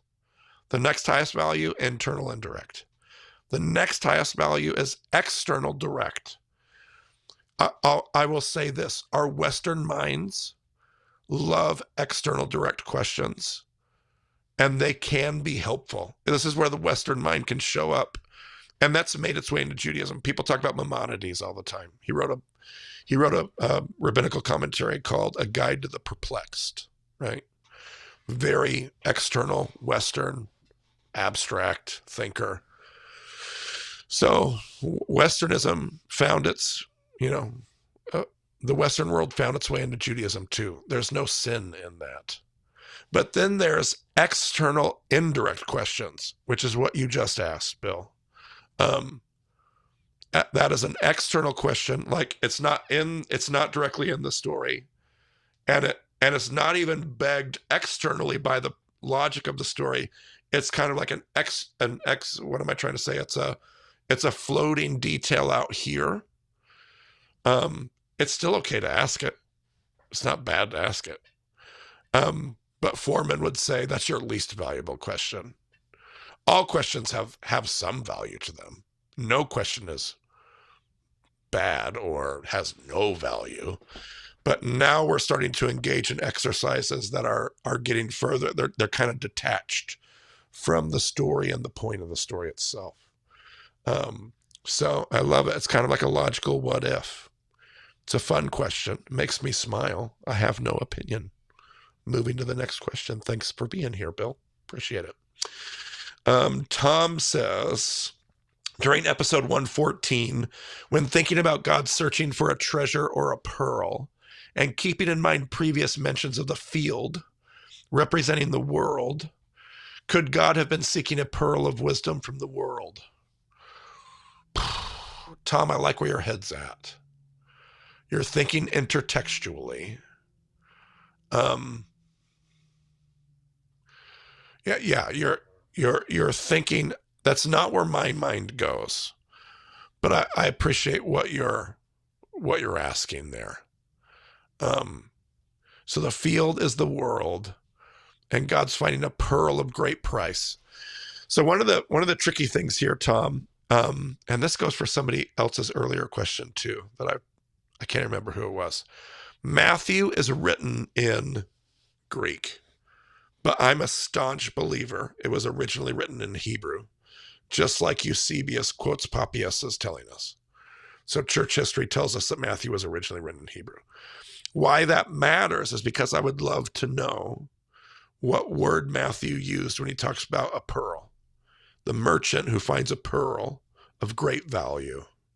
What word was used? Because there's a couple options in Hebrew. And depending on which option is being said, it could reinforce the Ezekiel remez that we make in episode 114. It could reinforce the Proverbs remez that we talk about, which is kind of what you're pulling on with the idea of wisdom. And we just we're not going to have an answer to that. So I don't know. My gut tells me that's probably not what's going on here, that God's looking for a pearl of wisdom from the world. But I have been wrong before, and I'm not like completely sold, like, no, that's not it. Largely because I think God loves to partner with this world. I think God loves to say, I'm here for it. What do you guys got? What are we going to do? I came looking for a treasure in a field, a pearl, found one. What do we got? Like I could be wrong on that. So I find your question tantalizing. Desi says, hey guys, big fan. Quick question. Oh, she also says, by the way, the Bema podcast is one of the most life-giving things on the internet. That is, as Dr. Gary Burge said, a lot of gravy for a little bit of mashed potatoes. But I appreciate that. That is a fantastic compliment. So thank you. I want what we do to be life-giving. Of all the things you could have said, life-giving, hits me in the feels, Desi. All right. One of your recent discipleship episodes, L. Grover Fricks, mentioned text writing early in the morning. Can you please describe what that looks like? I have marked this, Desi, to get kicked over to L. Grover Fricks parking lot as well. So Brian's going to send that over to her, and I'm going to let her talk about it directly. But I also write the text, and so I can talk about what it looks like for me. I am not going to take credit for L's practice. A lot of my disciples learned how to write the text with me when they were students with me on the Palouse. I don't know if that's where Elle picked it up or if she would associate with, so I'll let her speak to that. But a lot of my disciples and students wrote the text with me when we were on campus together. And almost everyone hand wrote it. In fact, we had an episode that Brent will link for you at the beginning of session 6. We talked to J.R. Briggs. And at the time, J.R. Briggs was handwriting the Gospel of John. So he's another person, and I don't think he got it from me. So he didn't get the practice from me. But he's somebody else that most all of my disciples, including my family members, my wife and my kids, prefer to handwrite the Bible. So they just take a page of the Bible and they just write it out by hand. I think my family will fill up one whole notebook. They'll write until that page for that day in their notebook is filled up. And then they'll stop. And they just write every day. They just write a page. Just write a page out. I type mine.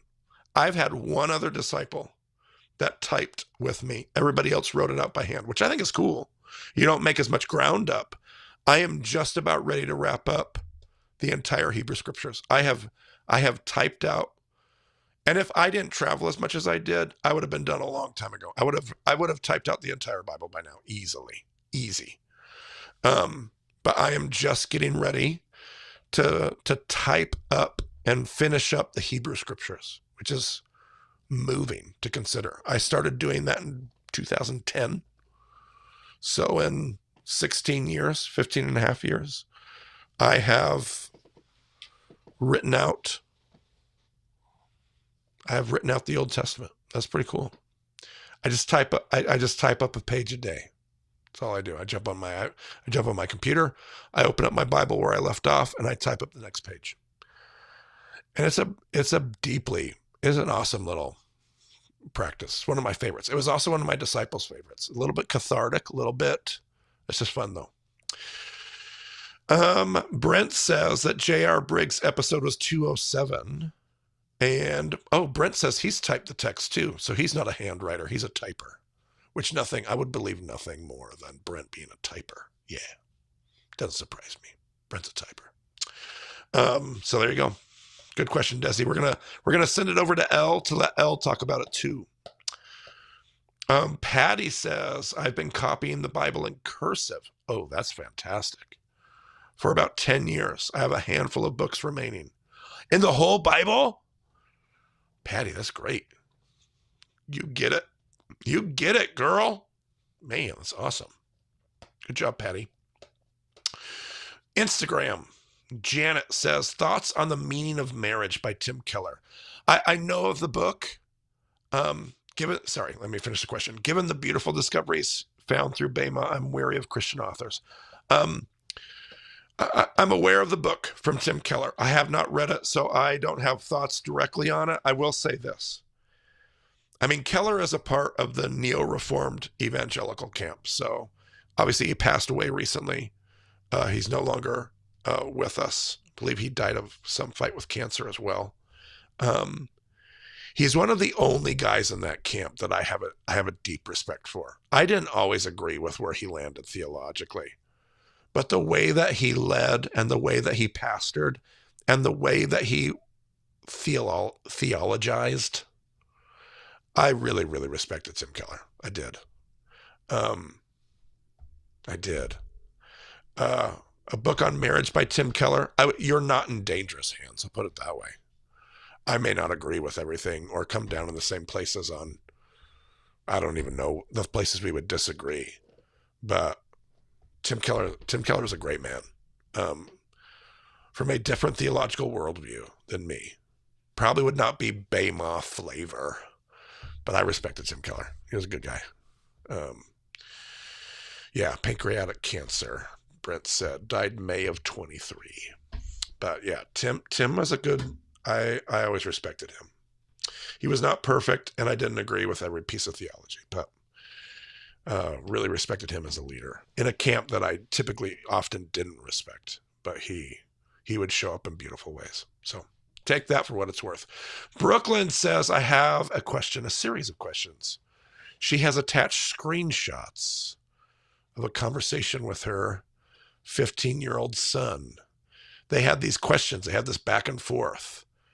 And I don't believe she's sharing this without his permission, because the conversation ends with her saying, we might be missing some pieces and we might be able to find more explanation, to which the 15-year-old son says, okay.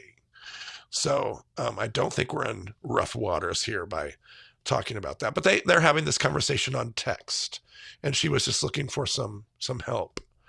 The son says, if in heaven we can't sin, how come it's different on earth? You say we'd be like robots if God didn't give us free will, but we won't have free will in heaven. So what's the difference? That's a great question from a 15-year-old. Goodness gracious. So the mom says, I think maybe there won't be temptation or sin. Maybe that, where somebody gets to choose, and then, but the temptation, but I love her response. She says, I'm not positive It's good humility, Mom. Good work.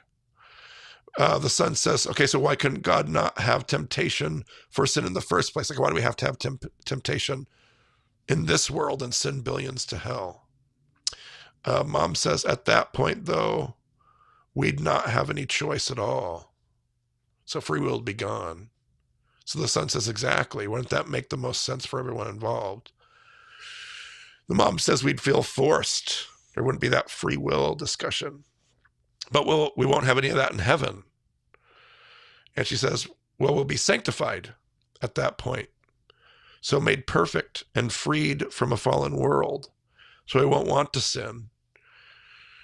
The son says, yeah, okay, it just feels like we're kind of making the rules up as we go. Like in one world, it's one way, but in the world to come, it will be something else. And the son's very astute. The son here is doing a great job of like thinking critically, thinking philosophically, asking some great questions. Mom, Brooklyn, good. You got a great kid here. Curious and talking to you about it. What a gift. What a gift to have a 15-year-old talking to you and texting you this stuff. So there's a couple things that I don't know if I have great answers for you, Brooklyn. We're having a Western conversation here about things in a world that the Bible, I mean, he's presuming, he's not making it up. He's presuming things that he's picked up from the Christian world. I'm sure you've shared those assumptions. But we're extrapolating an awful lot of stuff here with these assumptions about what is it in heaven? Like, I'm assuming we would have, we don't know a whole lot about heaven, right? Like, we don't know a whole lot about what it's like after we die. We don't know a whole lot about the age to come. We like to act like we do. Like, we write all these books about like what it will be like and but I don't know how free will works in heaven. I'm certainly not in a place where I'm like, we don't have it. I mean, some people have spoke about in Revelation and Ezekiel. It's not just Revelation. Both Ezekiel and Revelation. The book ends with the city of God and the gates are open. Like the gates are just open, meaning people can come and go, which I would assume means that people come and go. I don't know what to do with that metaphor. And we got to be really careful we don't make these things literal. There's a picture here, an image. Is the picture an image I'm getting of like us no longer having free will, being purely sanctified, driving a cloud around, singing choir songs all day? Like, those aren't the images I get of heaven in the text. I don't know how that works. I'm not sure that's actually what the Bible's trying to explain. Like, the Bible talks about a new heavens and a new earth. The Rabbi Foreman did a podcast called A Book Like No Other. I can't remember if it was season 1 or season 2, but he talked about the tree in the garden. And he was like, the tree of the knowledge of good and evil and the tree of life might have been the same tree, which was a fascinating conversation. But part of where that conversation is going, put that aside for a moment, is the tree of life is a tree that would have worked if we trusted God through the process to bring us to it at all the right moments. Like, until humanity gets to a place where we're prepared to live in the age to come, the knowledge of good and evil just does horrible stuff to our own selfish agendas and our selfish ambition, Philippians 2. But if we can get to a place, if we can partner with God and help him redeem the place. Like, what was the Tower of Babel all about, right? What was the Tower of Babel about?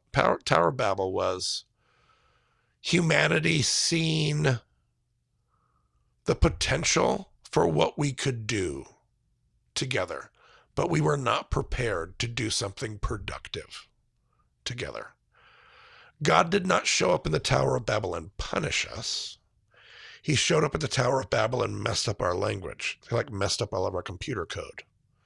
And was like, I'll tell you what, when you have all the pieces and when you've matured enough and you have the tools that can help you fix that mess, you'll be ready to go back. Because in order to fix the Tower of Babel, you're going to have to learn how to speak other people's languages. In order to learn how to speak somebody else's language, you have to humble yourself. Learning another language is one of the most humbling things you have to do, because you start from square zero And the only way you can learn a language is to receive from somebody else. They have to tell you what these words mean. They have to tell you how to function. And you can only learn at a rate and a speed that they want to give it to you. Like learning and there's the literal learning of language, and that's not really what I'm talking about. I was at a Q&A recently in Texas where somebody was like, okay, but AI is going to change the way that we're able to learn everybody's language. Like we're going to be able to, and I was like, okay, I'm not talking about a literal sense. I'm talking about on a heart soul level.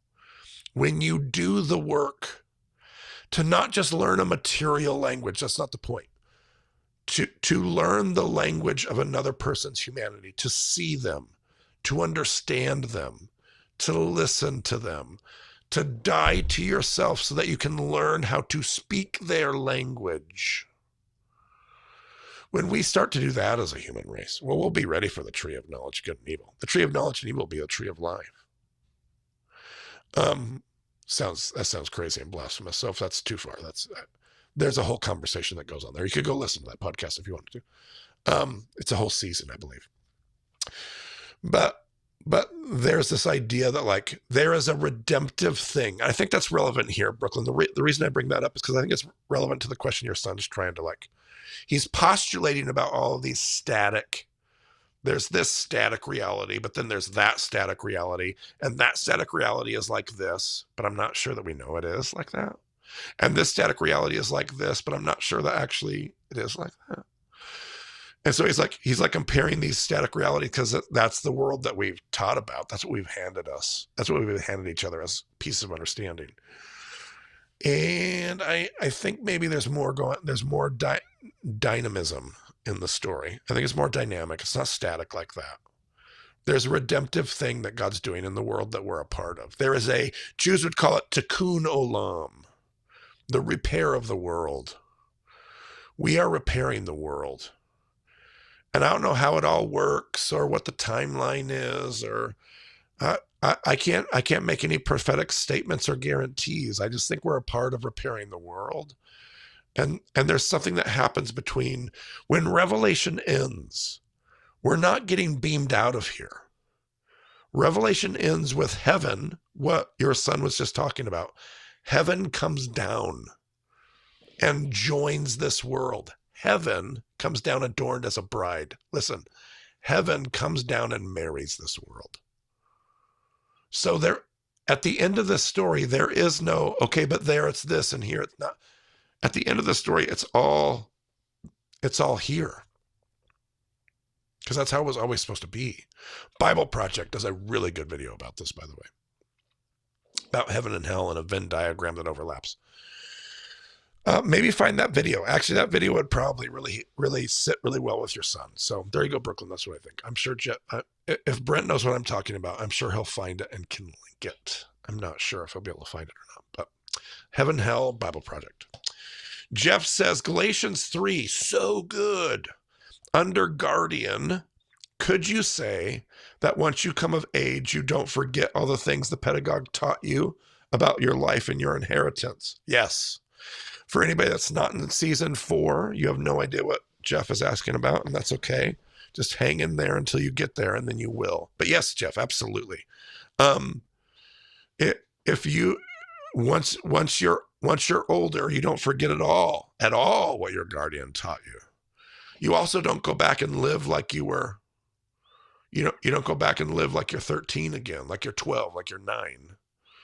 But you absolutely have learned. Everything you've learned up to that point comes with you. But now you live as that free adult, not under a guardian. So as long as when you ask that question, by remembering, we're saying remembering and not doing, like doing the guardianship, then yeah, I'm totally with you. I think that's great. Brian can send the video. Brent says, Brooklyn, we found the video. Brian can send it. It's also in the chat. Bada boom, bada bing. I don't even know if Brian's listening tonight, but if he is, hope he finds it. All right. There was a message from somebody didn't give me a name. I don't know if it was Brian. I don't know if it was Burr, but somebody didn't put a name in here. So this is anonymous. Deliverance ministries look at the passage in Deuteronomy and argue that we must not have any items from paganism in our houses, or demons who are attracted to them come into our house. They do something called house cleaning, which involves getting rid of things tied to paganism. That is true. And I'm not saying, Anonymous, that there's nothing true about deliverance ministries. I am going to say that deliverance ministries seem to over-sensationalize, over-mechanize, over-apply ideas, concepts, and build stuff up to be something that more than it probably ought to be. And I'm not saying it's zero, but I'm also saying it's oftentimes not helpful the way it's packaged. Does Deuteronomy 7 mean I can't play The Legend of Zelda because it has a goddess in it? No. It's not what Deuteronomy 7 is talking about. At all. Period. Or see Avengers. No. It's not what it's talking about. Or buy Avengers because it has Thor in it. No. It's not. I mean, unless you're like believing in Greek mythology and like worshiping Thor, that would be different. But buying Avengers as a work of art and understanding Greek mythology and the place that it fits. I mean, Paul quotes Greek poets and uses Greek mythology to make some of his teaching points. He plays into it at places like Lystra in the book of Acts. So no. Does it mean I can't have movies or TV shows with sin in them? No. Good luck with that, by the way, finding those. But that also doesn't mean that everything is like fair game. Like part of it is we got to know who we are, what we can and can't engage in, what we should and shouldn't be, how mature we are, the way that we struggle. There's a level of self-awareness that goes into this. But no, direct answer to your question, no. Doesn't mean that. Even if I don't feel that I'll sin because of them, yeah, that's what I'm talking about when I talk about the self-awareness. That's a good follow-up. I should have finished that line. No, I don't think that means that at all. What is God talking about here? God's talking about an ancient world 3,500 years ago that had a particular relationship with witchcraft, idolatry. We have idolatry too in our world, Anonymous. And it looks a little different, but it's still idolatry. Here's what I wouldn't care about. The Legend of Zelda. Here's what I would care about. Greed. Here's what I wouldn't care about. Watching Avengers. Here's what I would care about. Political ideology masquerading as faith. And this question is super honest, which I really appreciate, Anonymous. It closes by saying, I feel really confused, which sucks. Because faith should not be something that confuses or loads you down with fear. Faith should be something that is life-giving and burden-releasing. So, oh gosh, Brent is so on top of it. Thor is Norse mythology, not Greek. Brent says, let's save us the emails. Thank you, Brent. And yes, to everyone who's already crafting that email, stop that. Beautiful. I love it. Yeah, so Anonymous, that's what I have. You're in a good place. Try to find expressions of faith that don't load you down with, oh my gosh, if you do this. Fear is not the thing that the gospel is doing.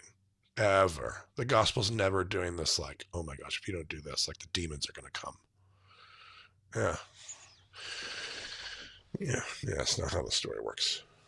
And I'm not saying that demons aren't real or that stuff isn't crazy and dangerous, but we have a lot of demonic work in our world, a lot, and it's not connected to the Legend of Zelda. I promise you that. All right. Don says, our pastor says that Mount Sinai is not in Egypt, but is in Saudi Arabia. and that you cannot go there. Is this accurate? I mean, I could be wrong, Don, but no on both accounts in my book. You can go there today. You didn't used to be able to go there. It sounds like maybe he's watching the same old Discovery Channel stuff that I used to watch. I posed this question to Ray Vander Laan when I studied with him in Israel, and he made me look like an idiot in front of everybody. He was like, no, there's no archaeology. And what he was saying was true.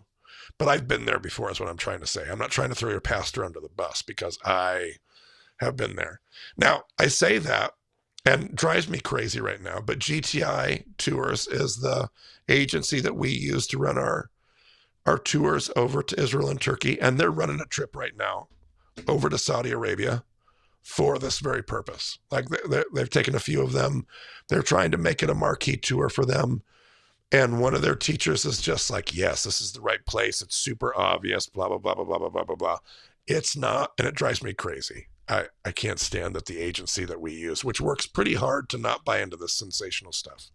There is zero peer-reviewed. I have one of the books in my library of one of the guys that makes this case, that believes that this is the situation. I have a old VHS recording of a documentary special on TV that made this case. So your pastor's not bananas nuts. Like there are definitely presentations that put this theory forward. It is not a peer-reviewed, seriously considered theory at all in academia. I feel like it has started to make its way into the margins as people work really hard to try to push it onto the table. But it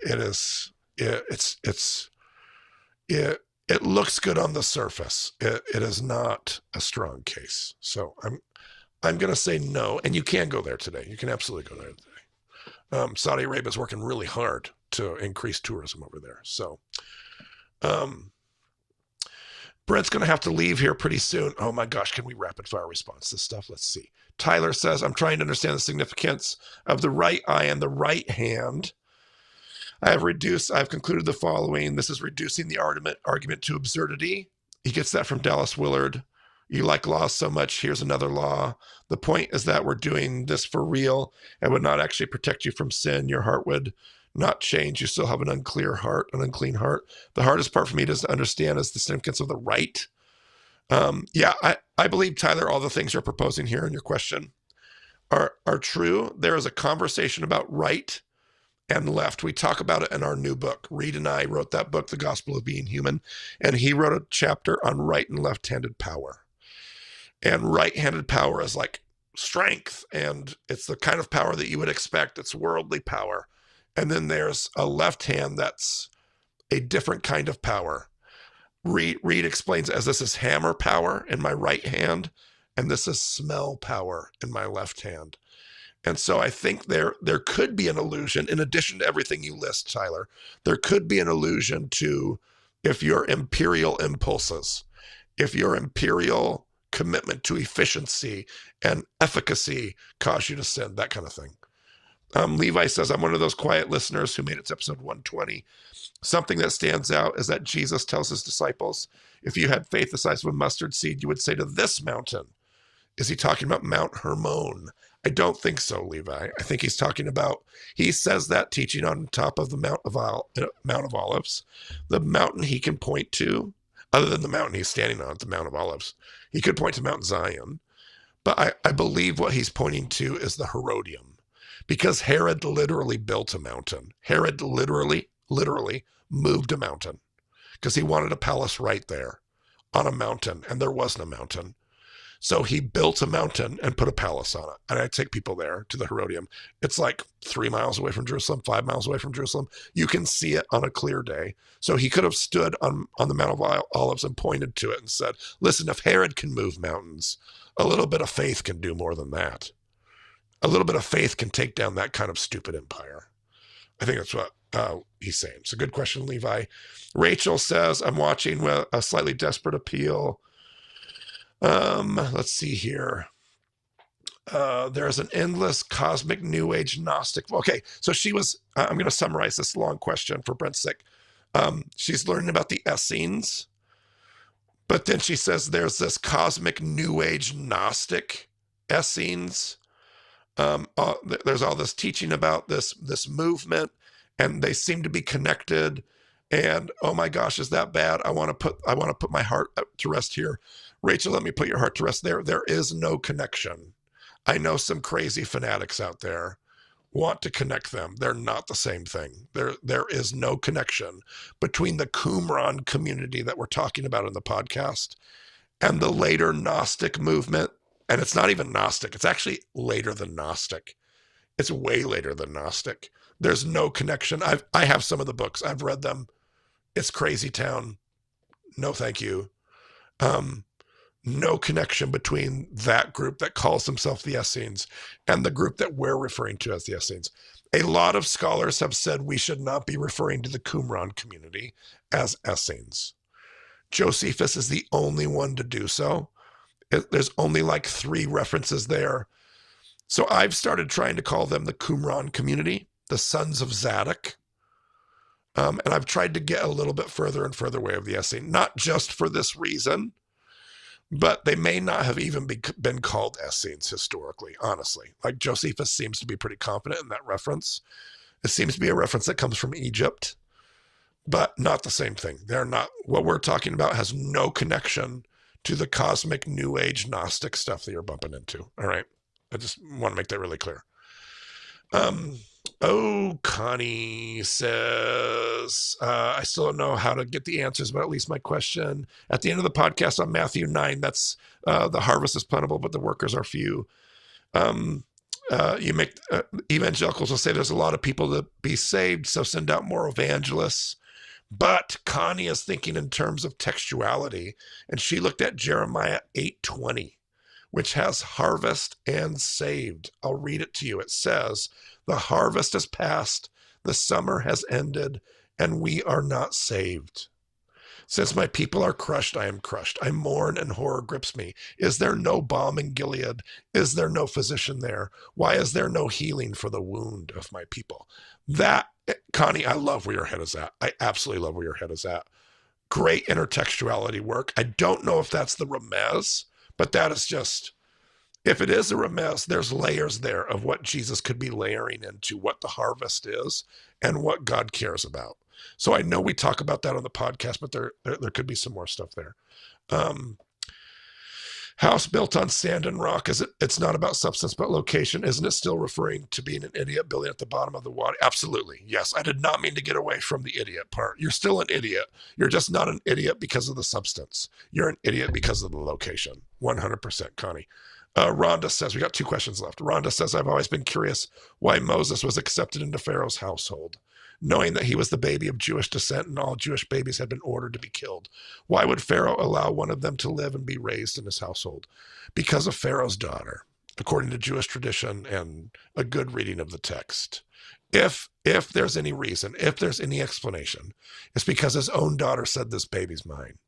And I will raise him. And she stands up for, there's all of this gorgeous, beautiful Jewish tradition about Pharaoh's daughter and how she's this pagan, the daughter of the oppressive ruler in Egypt, who's wanting to kill babies. And she's standing up for justice when nobody else will. There's mountains of Midrash. Go on the Jewish Women's Archive and search her name.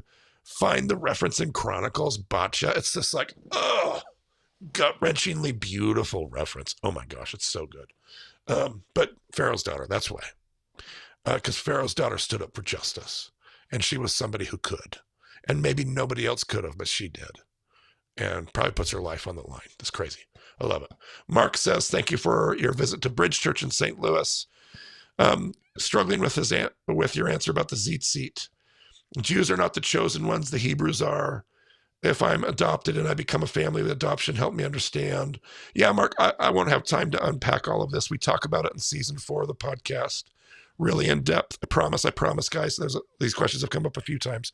We talk about it in season 4, so we get there. I promise. I don't make the distinction that you're making. I think that's a dangerous distinction to make between Jews and Hebrews. That's a tricky and a dangerous distinction, I think, on a whole bunch of levels. I don't make that distinction. And when I say that, I'm not talking about the modern state of Israel, or I just mean I would not. That feels dangerous to pull those two things apart for Christian purposes. You're adopted into the family of faith, not the family of Sinai. So we'll unpack that in season 4 really in depth. But you're not adopted into the Sinai covenant. You're adopted into the Abrahamic covenant. That's Paul's entire, like, you can't read Galatians and hold any other position than that. Like, Galatians makes it super clear, like, you should not be following the Sinai covenant. If you follow the Sinai covenant, you ruin the gospel. You are a part of the family. You are adopted as kids. But it's into Abraham's family, not Moses and Sinai's family. That's the family of faith that Gentiles are adopted into, that make up the church. Children of Abraham, not children of Sinai. So just read Galatians, go through our podcast on Galatians. We go through it really, really in depth, and do an honest reading of Galatians. And I think that will help somewhat. But we'll talk some more, Mark. Either our paths will cross or we'll chit chat some more. But keep listening. Session 4, we'll do it. Brent, I'm all done. All done. I've actually met Mark before, even though I didn't get to be with you in St. Louis. Yeah. But I have met Mark before, so that's fun. And we have a ton of people in the chat who mentioned thanks for coming out to various places. Yeah. We had somebody from Tennessee saying that. We had Nebraska. We had Missouri. We had all over the place. Nice. So book tour is ongoing. You fly tomorrow to my city. Yep. Gonna go down through Idaho, culminating in our live event next Thursday. Then you will be in California for a few dates. Yeah, I will. Yep. All this stuff, by the way, you can find on our new BemaEvents.com website. So that's great. Oh, baby. Michaela's saying Charlotte. I assume that means she saw you in Charlotte and not that she's asking you to come to Charlotte. I know Michaela is very connected, so surely she was there. Hopefully she knew. So. She knew that you were there. Charlotte was earlier, but yes, California and then Texas after that. And then, I don't know, do you have anything else you want to share that's coming up after that? We'll start to slow down. There'll be a little bit in Atlanta. There'll be a little bit in Virginia. Probably not book events. We'll see. It's going to slow down some. Then I'm going to go to Israel in October. So it will start to slow when it comes to the book tour events. But I do have speaking planned all throughout the rest of the year. Yeah, whether it's book tour or not, people can always bring a book and you'll sign it, I'm sure. Sure will. Sure will. I'll also have plenty of books to sell, too, anywhere. You bring them with you. You stick them in a suitcase? I ship them ahead if I need to. Okay. All right. Well, books will be available. Our next live Q&A, though, is Sunday, August 16th. That'll be a little bit earlier in the day for our European and African live Q&A people to be able to join in on the fun. What else? That's it, Marty. Let's get out of here. Thank you all for joining us. It was a good set of questions. We'll talk to you again soon. Talk to you later.